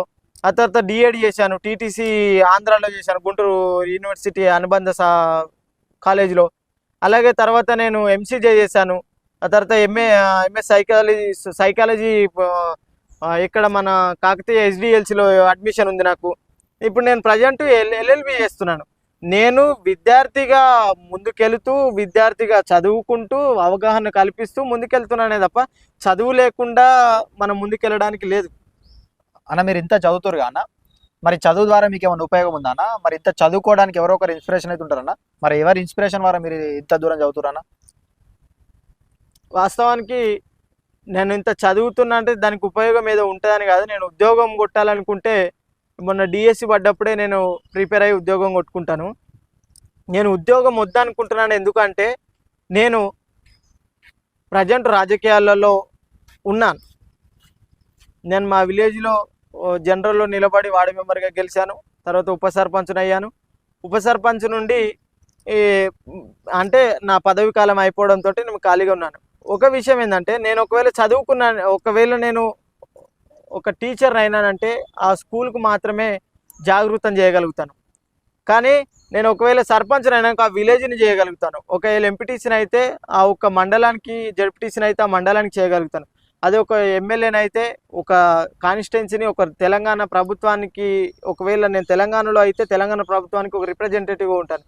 అట్లా రాజకీయంగా లేకపోతే నేను ఒక సైంటిఫిక్ స్టూడెంట్ ఫెడరేషన్గా పనిచేస్తున్నాను కాబట్టి, నేను ఒక రాష్ట్ర ప్రధాన కార్యదర్శిగా పనిచేస్తున్నాను కాబట్టి, నేను రాష్ట్రం మొత్తం యాక్సెస్ ఉంటుంది కాబట్టి నేను పనిచేయగలుగుతాను. లేకపోతే ఒక దగ్గరనే ఉద్యోగం చేసినట్టయితే ఆ పరిమిత మన గీతలు గీసుకొని ఆ సరౌండర్లోనే పనిచేయాల్సి వస్తుంది. కాబట్టి ఉద్యోగం చేయొద్దనుకొని నేను అవగాహన కల్పించాలి, జాతికే నా అంకితం చేయాలి నా జీవితాన్ని అనే ఉద్దేశంతో నేను చదువుతున్నాను. ఈ చదువుకోవడానికి ఉపయోగపడ్డ వ్యక్తులు నా గురువులు చాలామంది ఉన్నారు. కచ్చూరావు సార్ కానీ, చిరంజీవి సార్ కానీ, సిద్దిపేటలో హుస్సేన్ సార్ కానీ, ఇట్లా చాలామంది ఉన్నారు. వీళ్ళు నాకు సపోర్ట్ చేసిన వాళ్ళు. కానీ నాకు బాగా ఇన్స్పిరేషన్ ఉన్న వ్యక్తి ఎవరంటే డాక్టర్ బాబాసాహెబ్ అంబేద్కర్ గారు. ఆయన 36 డిగ్రీలు చేసిండు. ఆయన చేసిన కనీసం ఆయన అన్ని డిగ్రీలు చేస్తాడు కదా, దానిలో నేను ఒక సగమన్న చదవాలి అనే ఒక కోరిక నాకు. ఆయన దారిలో నడుస్తున్నాం కాబట్టి ఆయన దారిలో అసమానతలు నిర్మూలన జరగడమే, కుల నిర్మూలన జరగడమే కాదు, మనం చదువుకోగలుగుతాం, చదువుకొని ఇన్ని స్థానాల్లోనూ మనం అధిరోహించగలుగుతాము అనే ఉద్దేశంతో నాకు ఇన్స్పిరేషన్ చదవడం కోసం అయితే main inspiration doctor Babasaheb Ambedkar గారు. అవసరమా అన్న ఇదంతా, ఈ మూఢనమ్మకాలపై అవగాహన సదస్సు కల్పించడం, ఈ సైంటిఫిక్ స్టూడెంట్ ఫెడరేషన్ ద్వారా ఇంత అవగాహన సదస్సు కల్పించడం, అందరిలాగే ఒక కుటుంబానికి, అదేవిధంగా నేను అన్నందుకు మీ అమ్మ నాన్నకి సేవ చేయడం, ఒక జాబ్ చేసుకుంటూ నీ తల్లిదండ్రులకు సేవ చేయడం, పెళ్ళం బిడ్డలతో జీవనం సాగించడం సరిపోతుంది, కానీ ఇదంతా అవసరమా అన్న? చాలా మంచి విషయము. ఒక్కొక్కరికి ఒక్కొక్క ఆలోచన ఉంటుంది. వాస్తవానికి నేను యవ్వనస్తుడిని. నా ఏజ్లో ఉన్నటువంటి వ్యక్తులు, నేను డిగ్రీ చదువుకునేటప్పుడు దీంట్లోకి వచ్చాను సంఘంలోకి. నా ఏజ్లో ఉన్నటువంటి వ్యక్తులు ఏం చేస్తారంటే అమ్మాయిలతో సరదాగా తిరగడము, లేకపోతే మందు తాగడము, లేకపోతే సినిమాలు చూడడము, షికార్లు కొట్టడము ఉంటుంది. అంటే ఒక్కొక్కరికి ఒక్కొక్క ఆలోచన. ఈ యవ్వనస్తులుగా ఉన్నటువంటి యూత్ అందరు ఇట్లా అనుకుంటారు. కానీ కొందరికి ఎట్లుంటుందంటే, కొందరు అమ్మాయితో తిరిగితే సంతోషపడతారు, సంబరపడతారు. కొందరు సినిమాలకు పోతే సంతోషపడతారు, సంబరపడతారు. కొందరు పని చేస్తే, జాబ్ చేస్తే సంతోషపడతారు, సంబరపడతారు. అంటే వాళ్ళకు దాంట్లో ఆనందం ఉంది కాబట్టి వాళ్ళు వెళ్తారు. నాకు ఈ సమాజ సేవ చేయడంలోనే ఆనందం ఉంది కాబట్టి నేను ఇటువైపు వచ్చిన. నాకేదో సమాజం ఏదో ఇస్తుందని, సమాజం నుంచి ఏదో వస్తుందని, నేను ఇంకేమో చేయాలని కాదు. ఆ రకంగా ముందుకు వచ్చినాం కాబట్టి ఇట్లా సమాజం కోసం, సంఘం కోసం పనిచేయగలుగుతున్నాం. లేకపోతే నేను కూడా అందరి యువకుల్లాగా ఉంటే నేను కూడా వాళ్ళ లెక్కనే ఏదైనా డిగ్రీ అయిపోగానే ఏదైనా జాబ్ చూసుకొని, పెళ్లి చేసుకొని, పిల్లలు అంటూ రొటీన్ లైఫ్ను నేను రొటీన్గా ఉండదు అనుకుంటున్నా. నేను మార్గదర్శిని అవ్వాలనుకుంటున్నా. నేను ఒక ఫాలోవర్ను అవ్వాలనుకుంటలేను. నేను ట్రెండ్ సెట్టర్ను కావాలనుకుంటున్నా కాబట్టి ఈ దారిని ఎంచుకున్నా.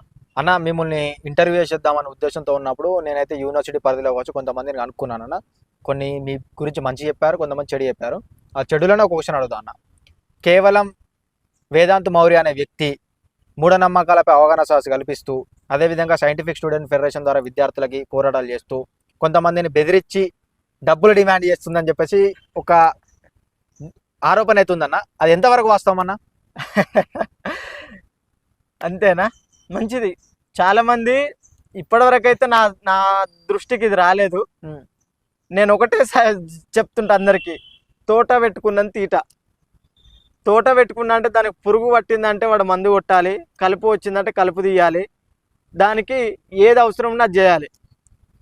సో ఆ తోట భరించేవాడు కాబట్టి ఆ తోట పెట్టుకున్నంత ఈట అంట. నాకు సమాజం కోసం పనిచేయాలనే ఒక ఆలోచన ఉంది కాబట్టి నా సొంత డబ్బులు ఖర్చు పెట్టుకునే తిరుగుతున్నాను తప్ప, ఏ ఒక్క వ్యక్తి దగ్గర నన్ను ఒక 10 రూపాయలు తీసుకున్నాడు వేదాంత్ మౌర్య అని అంటే, ఈ ఇంటర్వ్యూ ద్వారా సమాజానికి, ప్రజలకి, నీకు కూడా ఛాలెంజ్ చేస్తున్నా, వాళ్ళకి అవగాహన కల్పించడం కోసం. ఒక వ్యక్తి, వేదాంత్ మౌర్య అనే వ్యక్తి ఒక 1000 రూపాయలు ఒక దగ్గర వసూలు చేసిండు, లేకపోతే ఒక దగ్గర ఒక 1000 రూపాయల కోసం, లేకపోతే ఒక 10,000 కోసం ఒక ఇన్స్టిట్యూట్ని బెదిరించిండు, లేకపోతే ఒక 1,00,000 రూపాయల కోసం ఒక రాజకీయ నాయకుని దగ్గర లొంగిపోయిండు అని నువ్వు నిరూపిస్తే, నా జీవితం మొత్తం నీకు ఉడిగం చేయడానికి నేను సిద్ధంగా ఉన్నా. నా జీవితం మొత్తం నువ్వు ఏమి చెప్పినా నేను నీకు అసలు ఈ రాజకీయమే కాదు, నా తనువు చాలించడానికి నేను సిద్ధంగా ఉన్నా. నా తనువును చాలించడానికి నేను సిద్ధంగా ఉన్నా. ఏ వ్యక్తి అయినా నా పైన అలా ఆరోపణలు చేసిరో అది నిజమని నిరూపించగలిగితే. అన్న, ఇప్పుడున్న సభ్య సమాజానికి, యువతి యువకులకు, అదేవిధంగా విద్యార్థులకు మీరేమైనా చెప్పదలుచుకుంటే ఒకసారి వాళ్ళకి చెప్పండి అన్న. ఒకటే చెప్పదలుచుకునేది ఏంటంటే, యువకులు గంజాయికి బాగా అలవాటు పడుతున్నారు. ఆ గంజాయిని మానాలని, అలాగే చిన్న పిల్ల నుంచి, చిన్న పాప నుంచి 60 సంవత్సరాల ముసలి వారి వరకు కూడా హత్యలు జరుగుతున్నాయి. అలాంటి దారిలో మీరు వెళ్ళొద్దు అంటే ఇలాంటి మాదక ద్రవ్యాలు మీరు సేవించకుండా ఉండాలని, అలాగే మీరు ఈ దేశానికి అంటే ఈ జన్మ ఎత్తారంటే ఎప్పుడు చెప్తుంటాడు అన్న మంచి inspiration DBSA state coordinator Darshan అన్న.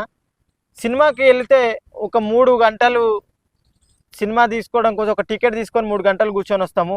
కానీ మన ఈ భూమి మీదకి వస్తున్నామంటే 100 సంవత్సరాల టికెట్ తీసుకొని వచ్చినాము కాబట్టి 100 సంవత్సరాలు మనం ఉండేటట్టు మనం బతకాలి అని చెప్పేసి ఆయన చెప్తాడు. అలాగే ఇంకొక మాట ఏమంటారంటే, స్పందించే